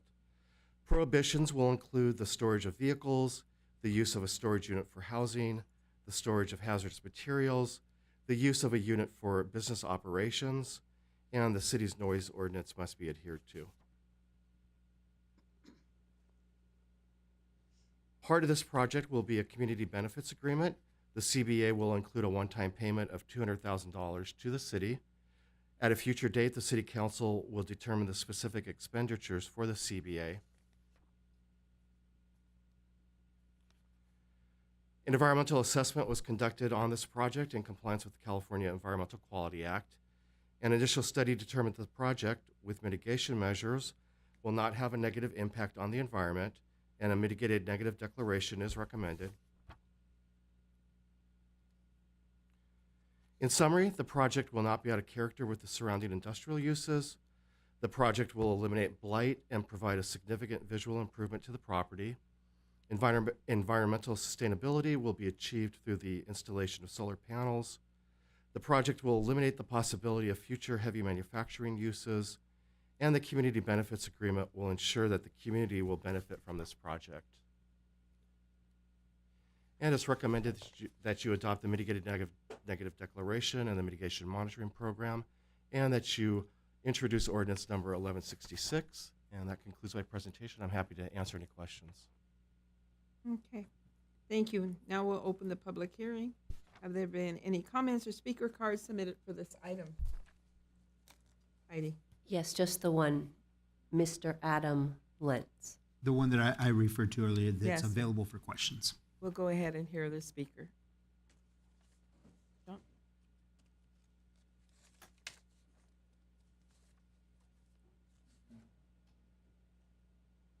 Madam Mayor, Madam Vice Mayor, esteemed council members, appreciate the opportunity to be here tonight. I'm Adam Lentz, a partner with Madison Capital Group.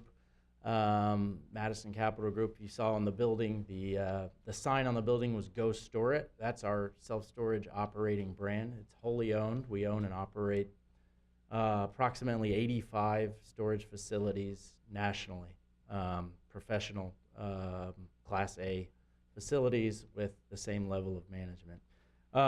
Just wanted to be brief. First of all, wanted to thank your staff for working with us so diligently, Mr. Moreno, Mr. Carver, Mr. King. There were nights, weekends, there was email exchanges over holidays, and that's just, it was a delight working with the city, and that's not something I stand up and say before every city I work in. So thank you to them. I think that the presentation covered a lot of the specifics. Just wanted to touch on one thing in particular, that how we go about selecting our sites. First of all, we go in depth about establishing, is there really a demand for storage here? And without getting into the science behind our site selection, we determined that and after shopping our competitive facilities, just realized they're at full capacity. COVID really changed the nature of our business as people convert extra bedrooms or garages into home offices or home fitness areas. They have extra materials they need to store. So we've seen demand for self-storage skyrocket while supply has stayed flat. But this site in particular, we're very mindful about where we locate our facilities, in that we look for blighted, sort of not hard corner that would be a great beer garden or restaurant or you name it, with a higher and better use. And in fact, we brought 2 or 3 sites over the past few years to your staff, and were politely rejected because there are higher and better uses. One was an industrial building on Gundry where it was viewed as a larger employment opportunity and wasn't the right spot for us. So we identified Paramount several years ago as an area that could benefit from more storage. So worked hard to find the right sites. We're not trying to take up real estate that could be put to a better use with another type of product. And so, our site's been blighted. It was a manufacturing facility decades ago, but it's been out of business, and it's really become somewhat of an eyesore, and we think we're going to bring an attractive new project to the community. So just to conclude, I've got my whole team here, architect, engineer, land use. Any questions you have, we're here to answer it. We feel we're making a meaningful contribution through bringing some real art through Miss Yellow's mural program, street trees, landscape beautifications, street, curb, gutter, sidewalks. So we're taking this very seriously, and I ask that you please consider approving this tonight. Thank you very much. Thank you. You want me to stay up here for any questions? No, thank you. May I have a motion to close the public hearing? So please? moved. Heidi, I'm sorry. Go ahead. Okay, Heidi, may I have a roll call, please? Councilmember Delgadillo? Yes. Councilmember Lemons? Yes. Councilmember Olmos? Yes. Vice Mayor Aguayo? Yes. Mayor Quer Stallings? Yes. Do my colleagues have any comments or questions? I think it's going to brighten up that street, for sure. Facelift. Yep, Okay. definitely. Okay. I make a motion to move the item. We have Second. to do E and F separate? We need to do Oh, it sorry. separately. We have to do it So A separately. first and then B. Okay. And we Alright. have 2 actions on this item. First, there is a motion for the mitigation negative declaration. Heidi, may I have roll call, please? Motion. I did need a not motion see. Yes, first. yes, Madam May I have a Mayor. motion and a Move. second? Delgadillo, move. Second? Delgadillo, second, right? Delgadillo, second. So we have a first and a second. Almost Delgadillo. Councilmember Delgadillo? Yes. Councilmember Lemons? Yes. Councilmember Olmos? Yes. Vice Mayor Aguayo? Yes. Mayor Quer Stallings? Yes. Is there a motion for the ordinance 1166? May I So have a moved, motion and a Lemons. second? Second. Councilmember Delgadillo? Yes. Councilmember Lemons? Yes. Councilmember Olmos? Yes. Vice Mayor Aguayo? Yes. Mayor Quer Stallings? Yes. Okay, we're going to move on to item 12. Our next item is a request to add new capital improvement project to the budget. May I have a report, please, John? Yes, you may, Madam Mayor. We would like your approval to add a new capital project to this year's budget. It's the construction of a block wall adjacent to the railroad tracks at the 70th Street cul-de-sac west of Vermont Avenue. This area is experiencing a lot of illegal dumping, vandalism, and vagrancy, most of which is coming, we feel, from the railroad Plus tracks. our audience. Good night, guys. Now staff can't hide. No, I'm kidding. Andrea's still here. Hey, Andrea. Hang on. Our public works crew spent a lot of time cleaning things up in this area, and during the last Pitch in Paramount event, we heard from residents that this nuisance activity was truly having an impact on their quality of life. So with that, I'll turn it over to our public works director, Ms. Adriana Figueroa, who will walk you through that. And Adriana? Thank you, John. Madam Mayor and members of the City Council, as John indicated, the city has been monitoring ongoing issues near the Union Pacific Railroad right-of-way in the cul-de-sac located at the end of 70th Street near Vermont Avenue. This area is located within the city of Long Beach. However, as you can see from these images, The nuisance it has created for our Paramount residents adjacent to this area is quite significant. In fact, as he indicated, we have received numerous complaints from residents in the areas of Vermont, Lake, and Eureka. Given the proximity to the railroad right-of-way, it appears that the illegal dumping is coming from the railroad property. We have continuously cleaned up this area and repaired the chain link fence several times as vandals continue to cut through this fence quite often. Given all of this, staff is proposing to install a 10-foot tall block wall to limit all access to this area. As you can see from the image on your left, the perimeter wall is depicted in the pink line and would zigzag a bit to close off that entire area. The image on your right shows a basic perimeter wall which can later be enhanced with artwork as we have done in other areas. Based on this conceptual design, the preliminary cost for the wall is estimated to be around $152,000. We have reached out to the City of Long Beach to request financial assistance to get this wall constructed, but unfortunately that request was denied. As indicated earlier, we have constructed other perimeter walls to mitigate similar issues, and these are located both on Harrison Street, west of Vermont, and Jackson Street, also west of Vermont, and these have proven to be quite effective.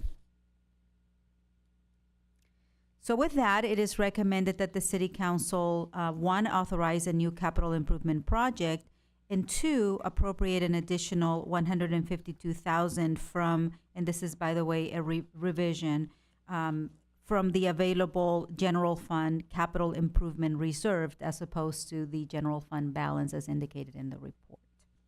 That concludes my presentation, and I'll be happy to answer any questions you may have. My colleagues have any questions or comments? No, ma'am. I'll move the item. Second? Oh, I had a question. Oh, sorry. What was the reason why the City of Long Beach denied any assistance with this wall? They actually did not tell us the reason why, that I can recall. Do you, John? Do you remember? So there was many calls, Madam Mayor, to a lot of their staff members. I think it was regarding, and forget me, I don't know the definitions, but it was regarding that it would take longer for them to do, is it an ARP or EIR. EIR? Yeah, that they would have to do an environmental impact report. Also, each council district gets a specific set of discretionary funds, and this would have exceeded the amount of discretionary funds. Districting, ain't it grand? Yeah. So that's kind of the reasons we were given. So anyway, here we are. Yeah. But you know what? The residents are going to be so happy about this. So I'm glad that we're taking the initiative to get it done. Yes. Yeah, so am I, but I just wanted to know the Yeah. reason on record why the City of Long Beach would not at least help out, but that's okay. Okay. And it's very common for us to have in the past to do improvements in other cities that are, especially our gateways to our city, or that we've seen problems. Councilmember Lemons knows from back in the early 2000s, we did off-ramp stuff in Bellflower. Bellflower, medians. Lakewood, Yeah, Long Beach. Downey. Yeah, we yeah. worked The with all median, of them. the median near Walmart. I on- love on that Century. saying, build it and take care of it, and we'll let you do it. Yeah. There you go. Okay. You want to build it, you want to do the maintenance, we'll let you do it, go right ahead. It's an easy yes. Okay. May I have a motion then? So moved. Second. Second, excuse me. Heidi, roll call, please. Councilmember Delgadillo? Yes. Councilmember Lemons? Yes. Councilmember Olmos? Yes. Vice Mayor Aguayo? Yes. Mayor Quer-Stallings? Of course, yes. Moving on, we have an amendment to the city's agreement with Tri-Pepe Smith. John, will we have the report, please? Yes, ma'am. We have a short report here. We need to amend our agreement with our communications consultant, and this is to reflect the increased responsibilities with monitoring and responding to social media messaging. With that, I'll turn it over to our Assistant City Manager, Mr. Andrew Villalpando, who will walk you through the item. Andrew? Thank you, Mr. City Manager. Good evening, Madam Mayor, members of the City Council. Tri-Pepe Smith has provided the city exceptional service since 2016. We recently amended a contract with them on the amount of $39,500 in 2020. Some of the bigger projects they've provided service on is the development of our city's environmental website, which is a very important resource for our city. They were instrumental in creating brochures and information on a Fair Housing Association for tenant rights during COVID-19. They also developed our Explore Paramount website and help us along with all of our Dine Paramount and Shop Paramount campaigns. They've also created all of the public information materials for our SB 1383 Organics Waste program. Needless to say, their scope of services have increased over that time. They're continuing to increase. If you recall, this past budget year, we just adopted a plan to aggressively increase our social media presence and engagement. We've tapped Trepepi Smith to help us along with that. They're our primary consultant in that space, and as such, the costs for services have increased.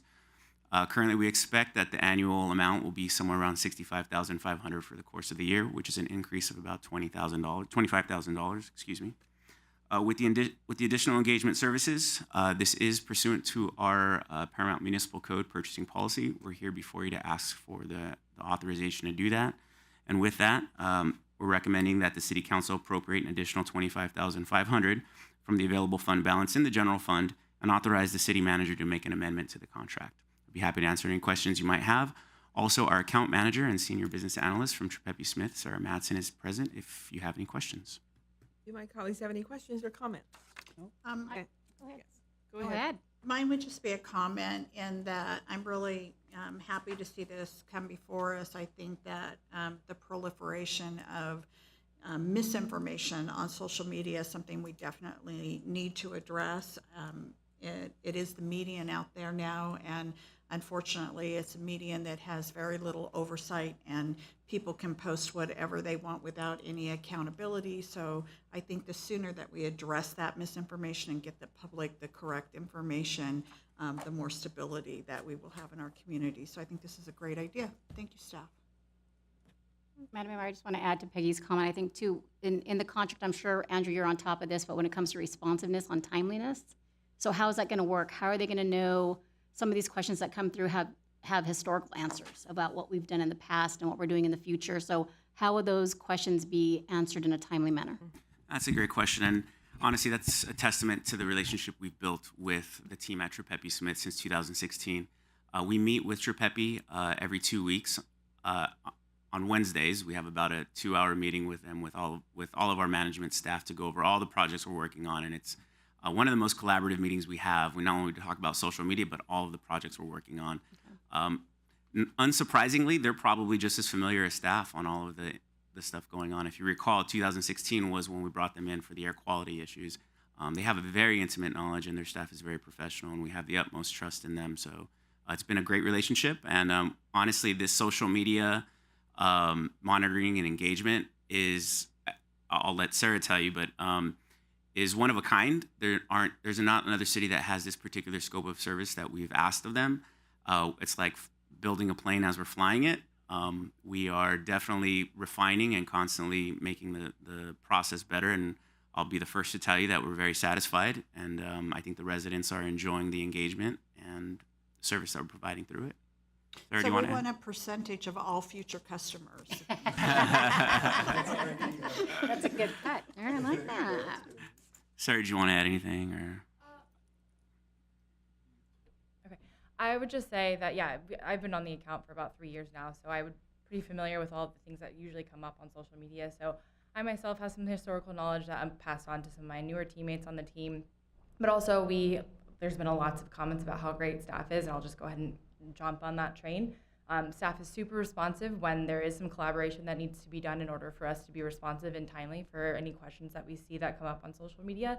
So it's been, like Andrew said, it's been a great relationship so far, and it's been an interesting project to work on and build together, and I think it's been going really well.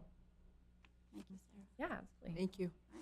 Is there a motion on this item, please? I'll move it. Second, Aguayo. Eddie Mayor, have roll call, please. Councilmember Delgadillo?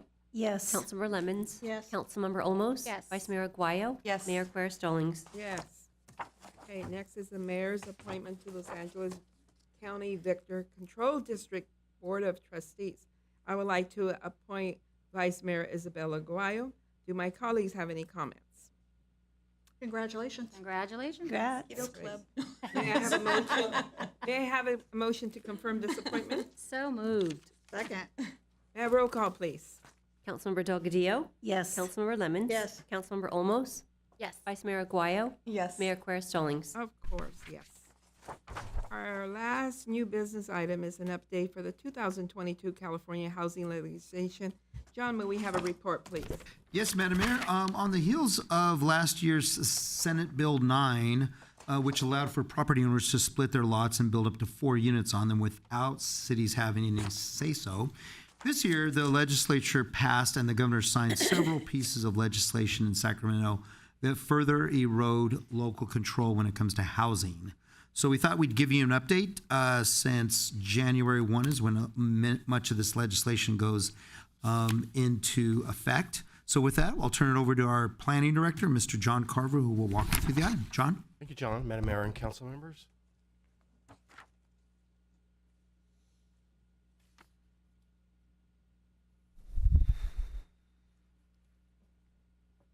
I'm sorry. Okay. Here we go. This item is an update on housing legislation that was passed in 2022 by the state of California. By way of background, as you are aware, the guiding principle in Paramount's legislative platform is local control. Local control is a city's land use and zoning regulatory authority that is guaranteed by the state constitution.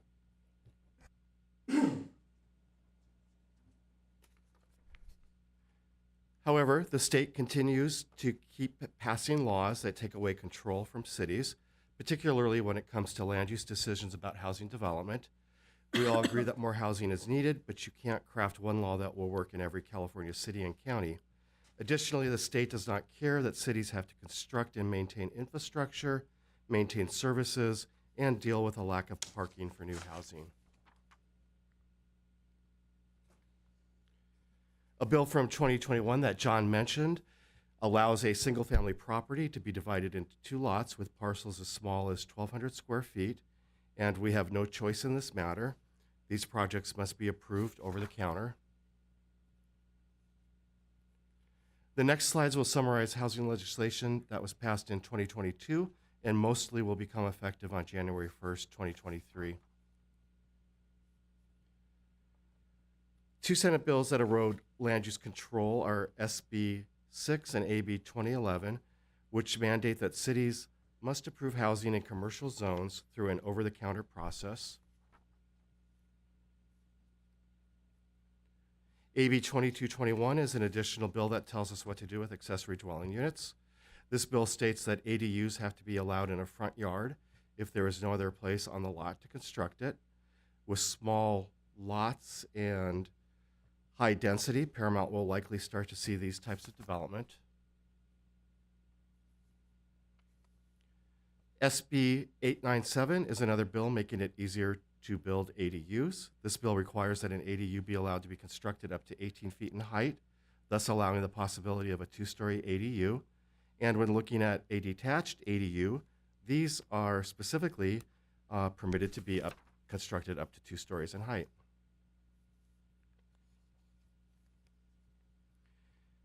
Turning to parking, AB 2097 prohibits minimum parking requirements if a housing project is located within 1/2 mile of a major transit stop.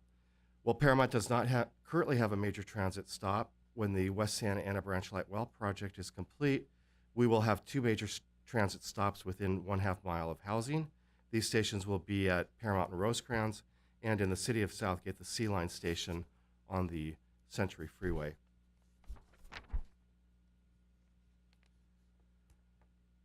SB 1425 requires that the general plan open space element be updated by January 1st, 2026, and it must consider equity and climate resilience.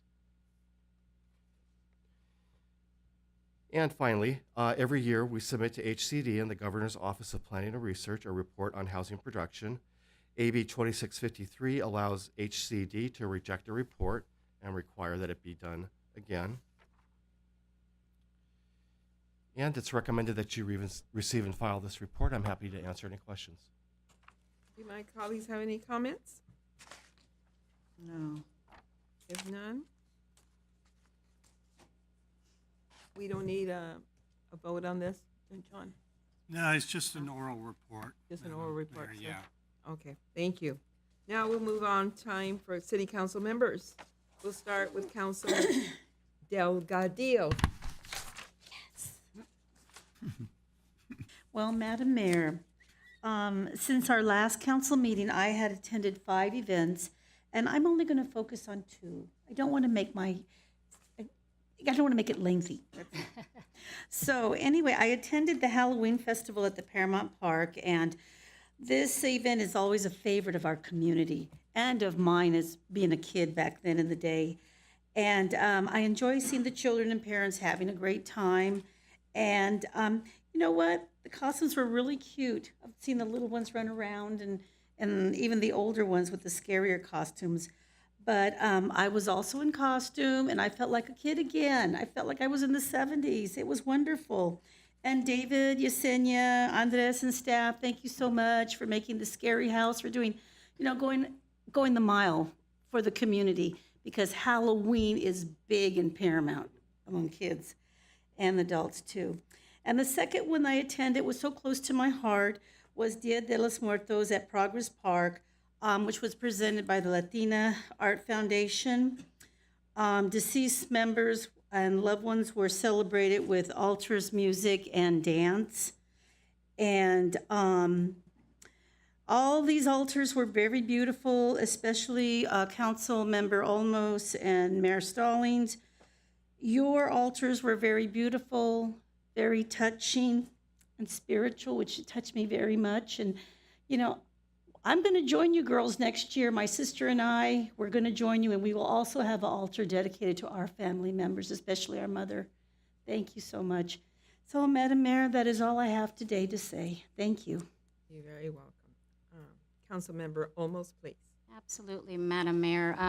So I think staff had council members so busy since October 19th. I feel like we've been just going, but just to name a few, we attended the adaptive Halloween dance. Great, you guys.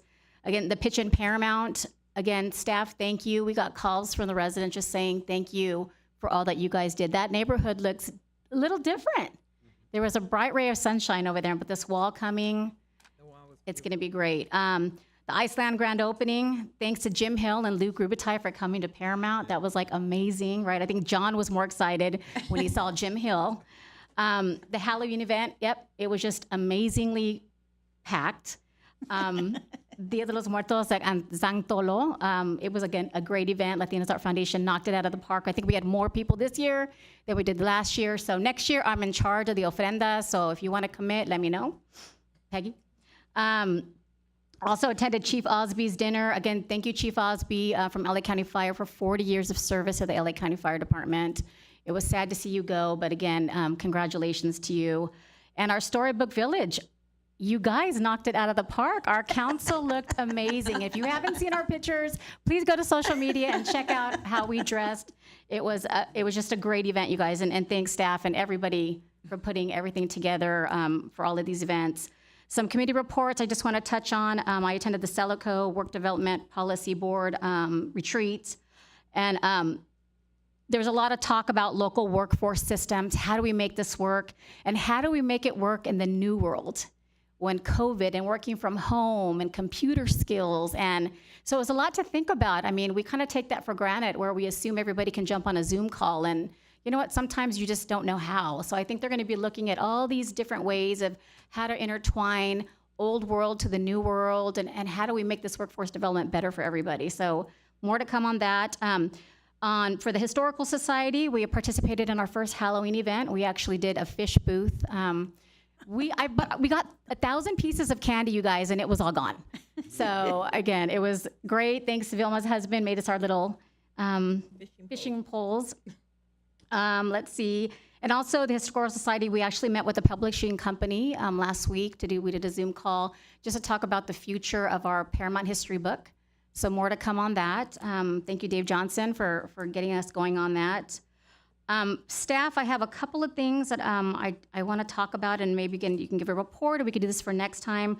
Talking about Senate Bill 972, where when it comes to the street vendors, I've noticed that driving around Paramount at night, there are more street vendors that are on our sidewalks now, and I know it's a bill and it's allowed, but I'm just wondering, is there anything, how are we monitoring that? Are we watching that? I mean, because they're literally on the sidewalks, Yeah, you know? blocking our sidewalks. Right. And that's one thing that we had definitely a concern with, council member, once this bill went into effect. Correct. Coincidentally, the bill doesn't actually go into effect till January 1, so already you're seeing this even without the bill in action. But we do have a code enforcement officer that, actually two part-time code enforcement officers that devote approximately 30, almost 27, 28 hours a week. Am I correct, Maggie? Yeah, on that? The number of hours? That is correct. Yeah. So we're watching it. I mean, there's. We are. Okay. It's mostly during the day, but we can maybe flex certain schedules throughout the month to try and catch it at night, because that seems like when you're seeing it Yes, at night. yeah, Okay. it's more at night when, you know, the tacos We'll are have out to and, just- yeah. Yeah. So, We will jump on that. and one more thing is for the roundabout, our new roundabout. I think there's been a lot of conversation, Madam Mayor, about this roundabout and the aesthetics. And so is there any way that, again, we talked about communication and how do we communicate to our residents if they get a flyer, they probably don't read it. So is there any way that we could, again, maybe talk about, again, whether it be tonight or next, we present just what the plan is again. You did such a great job, Adriana, when we proposed it, but I'd like to see like where we're going with it, because people are, you know, are just saying, hey, is there going to be a tree? Is there not going to be a tree? But I think if we supply them like what we're doing, why we're doing it, how long we're doing the pilot, it just gives them a little bit more education and they understand what we're doing. Absolutely. We could put together a report for either the next council meeting, which is on the 22nd. Thank you. 1 week away, or a week ahead of time. That would work. And yeah, that. either that date or maybe the following. So That'll work. And I just want to say to all veterans, happy Veterans Day and thank you for your service. That's all I got, Madam Mayor. Oh, thank you. Councilmember Lemons. Thank you, Madam Mayor. I'll just echo that I was at most of these events too, several of them. Staff did an amazing job. You always do an amazing job. And thank you for all your hard work. Vice Mayor Aguayo. Yeah, I think staff really is, I mean, they're just superstars, and I think it showed just with the presenters that were here. Really, I mean, we have just amazing staff, and you know, we appreciate you, and we definitely see that you, as I say, I mean, that all the work, you know, and all the effort that you put into making so many things just really amazing, you know. It just seems like, you know, every time, you know, there's an event there, I mean, I know I walk into some place and I'm blown away by just everything that is being done, you know, and it's really across the board. It's not necessarily, you know, all the departments are always working together to make these events successful. So, I mean, thank you for that. We've been busy. Paramount has been busy. And, you know, with that, make sure, you know, to the residents that you check and see all the events that we still have coming up for the holidays. You know, it's here. You know, it seems like it was August we were kind of talking about it, but no, the holidays are here. So look to, you know, again, our social media or, you know, the mailers that are coming with, you know, just those dates. Storybook Village was so great. If really, you have to check out the pictures. It was a really great event, and again, it's something that, you know, for me personally, and I think probably for all of the council, it really was something that we enjoyed. And to see that, you know, I mean, the kids that showed up, really, thank you for doing that. It was a lot of fun. And actually, on a personal note, I want to congratulate my sister-in-law and my brother on their brand new baby boy that was born today. Super excited. Can't wait to meet him. Congratulations. So that is all I have. Okay. I've been very, very busy too, as my colleagues. As they mentioned, I attended the seniors Halloween party, which was a great event. And then Vice Mayor Isabel Aguayo and I attended a tour of the Port of Long Beach sponsored by the program overview with our mayor, the mayor of Long Beach, Robert Garcia. We also attended State to State with Senator Lena Gonzalez in the city of Bell. So Isabel and I have been very busy. I was invited to attend Los Angeles Regional Infrastructure Investment Meeting with a former mayor of Los Angeles City, Antonio Villagrosa. So there's a lot of money that the federal government wants to give to the cities. So we were able, there were several cities from the Southeast LA that attended, and we were able to promote our ideas, and hopefully some of that money will be coming to Paramount. I will continue praying. And I had a great time at our Halloween Hootenanny. It was a blast. Thank you to Andres and all the staff that was there. And they were catering to all the kids and all the parents, and had a blast dancing with everyone. And also with my colleagues, I attended the Iceland grand opening with the LA Kings, and we got to meet Jim Hill, which was a great success. And I was invited to attend the 90th gala anniversary party for Long Beach Children's Dental Clinic. I was very happy and very surprised to hear from Dr. Blake that Paramount is one of the cities that gives the most donation out of the Southeast LA area. So in behalf of the city of Paramount, let's give us a pat in the back. So anyway, I attended also the Halloween events and Dia de los Muertos and participated with my colleagues and had a great time. Attended a meet and greet with the Assistant of Secretary, Department of Interior. It was supposed to be here local by Yesenia, and Andres were able to drive me all the way by Dodger Stadium. We were supposed to get there in 45 minutes, but we got there in 25 or 26 minutes safely. Andres went on Wave, and they took us all kinds of detours. And even coming back, I had to attend the retirement of Chief Osby and of the celebration. And I said, well, I got to be there by 5. And they got me back safely in Paramount by 4:10. Zoom. But thank you. You both went out of your way. You didn't have to do that, but we were able to make the meeting, David Johnson. And then lastly, Isabel and myself had coffee with the mayor and vice mayor.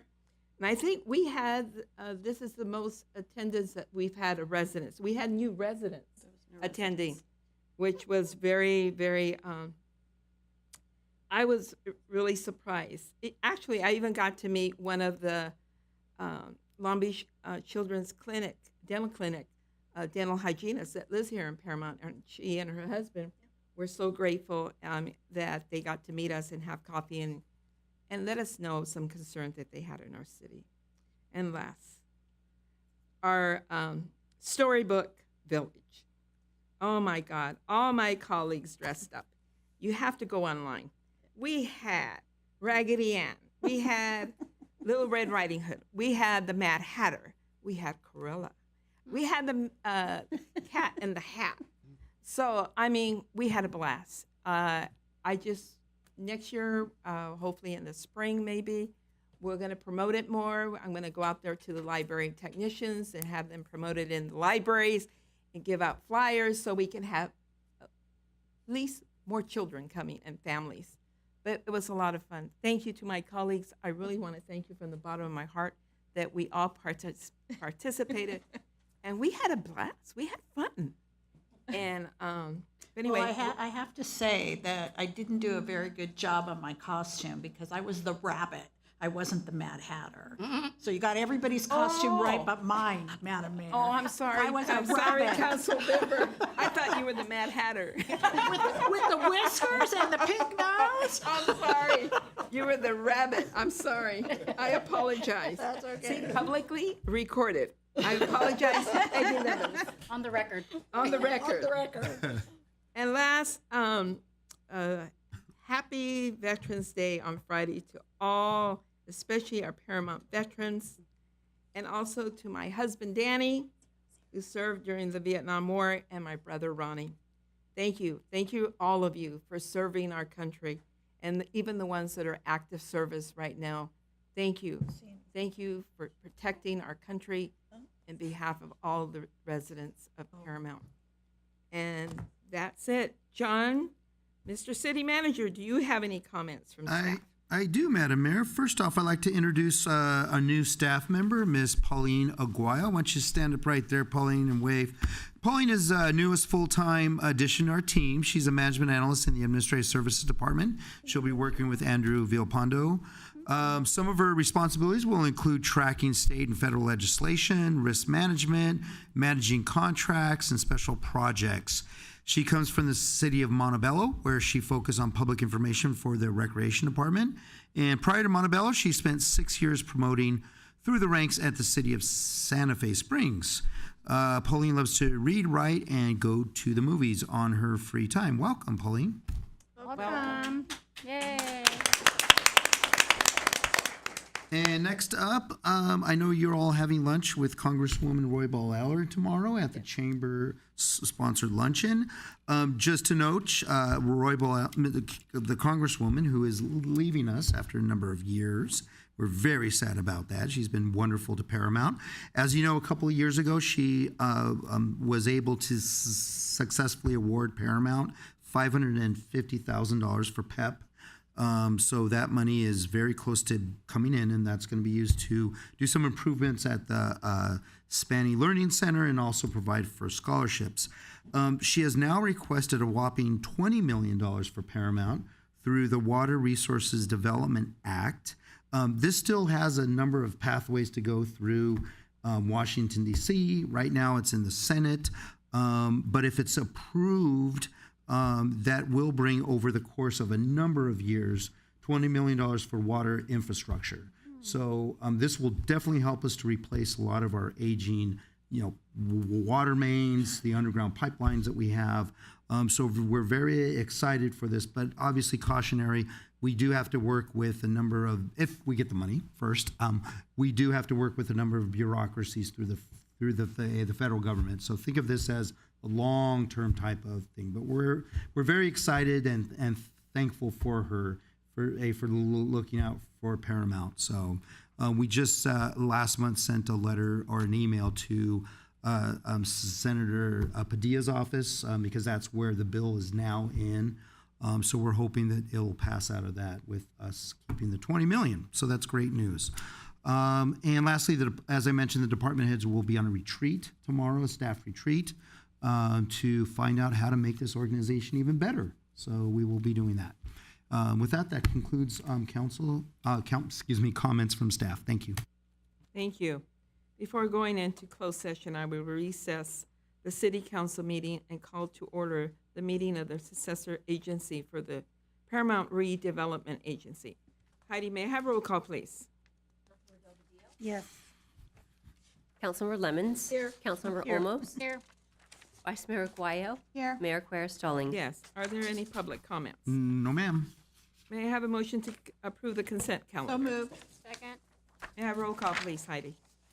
Councilmember Delgadillo. Yes. Councilmember Lemons. Yes. Councilmember Olmos. Yes. Vice Mayor Aguayo. Yes. Mayor Quer Stallings. Yes. The successor agency meeting is adjourned to a meeting on December 13th, 2022 at 6 o'clock. I now call the City Council meeting back to order, and we will recess into closed session.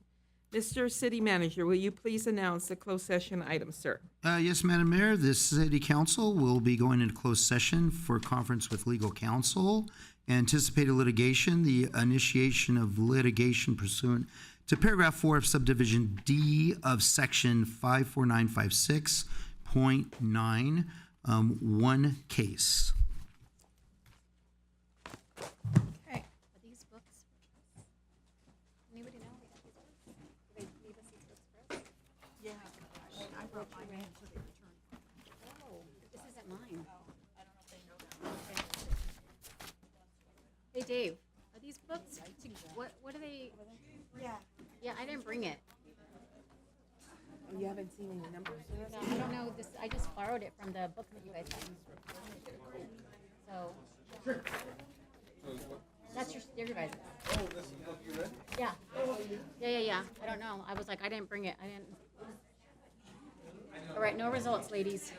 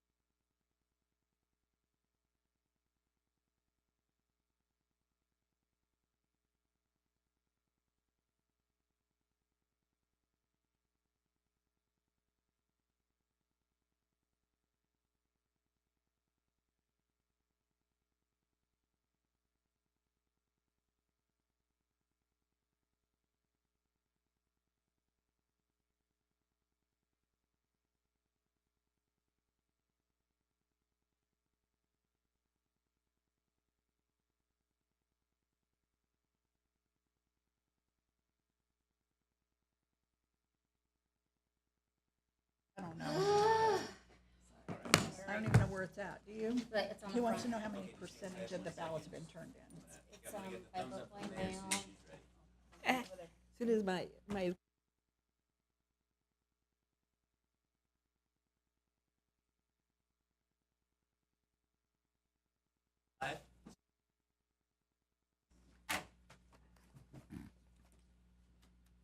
Okay, we're ready? Okay. I now call the city council meeting back to order in open session. Mr. Kavanaugh, may we have a report on closed session, sir? Yes, Madam Mayor, the City Council did conduct a duly authorized closed session under the Government Code 54956.9, conference with legal counsel, initiation of litigation pursuant to paragraph 4 of that subdivision. And the council, on the vote of 5-0, voted to join the legal consortium lawsuit with the cities of Lakewood and Rancho Palos Verdes in the SB 9 litigation against the state of California.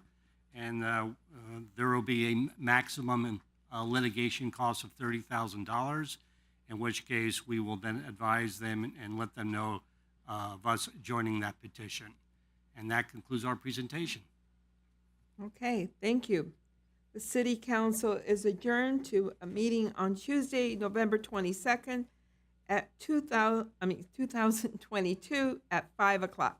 Good night, everyone. God bless.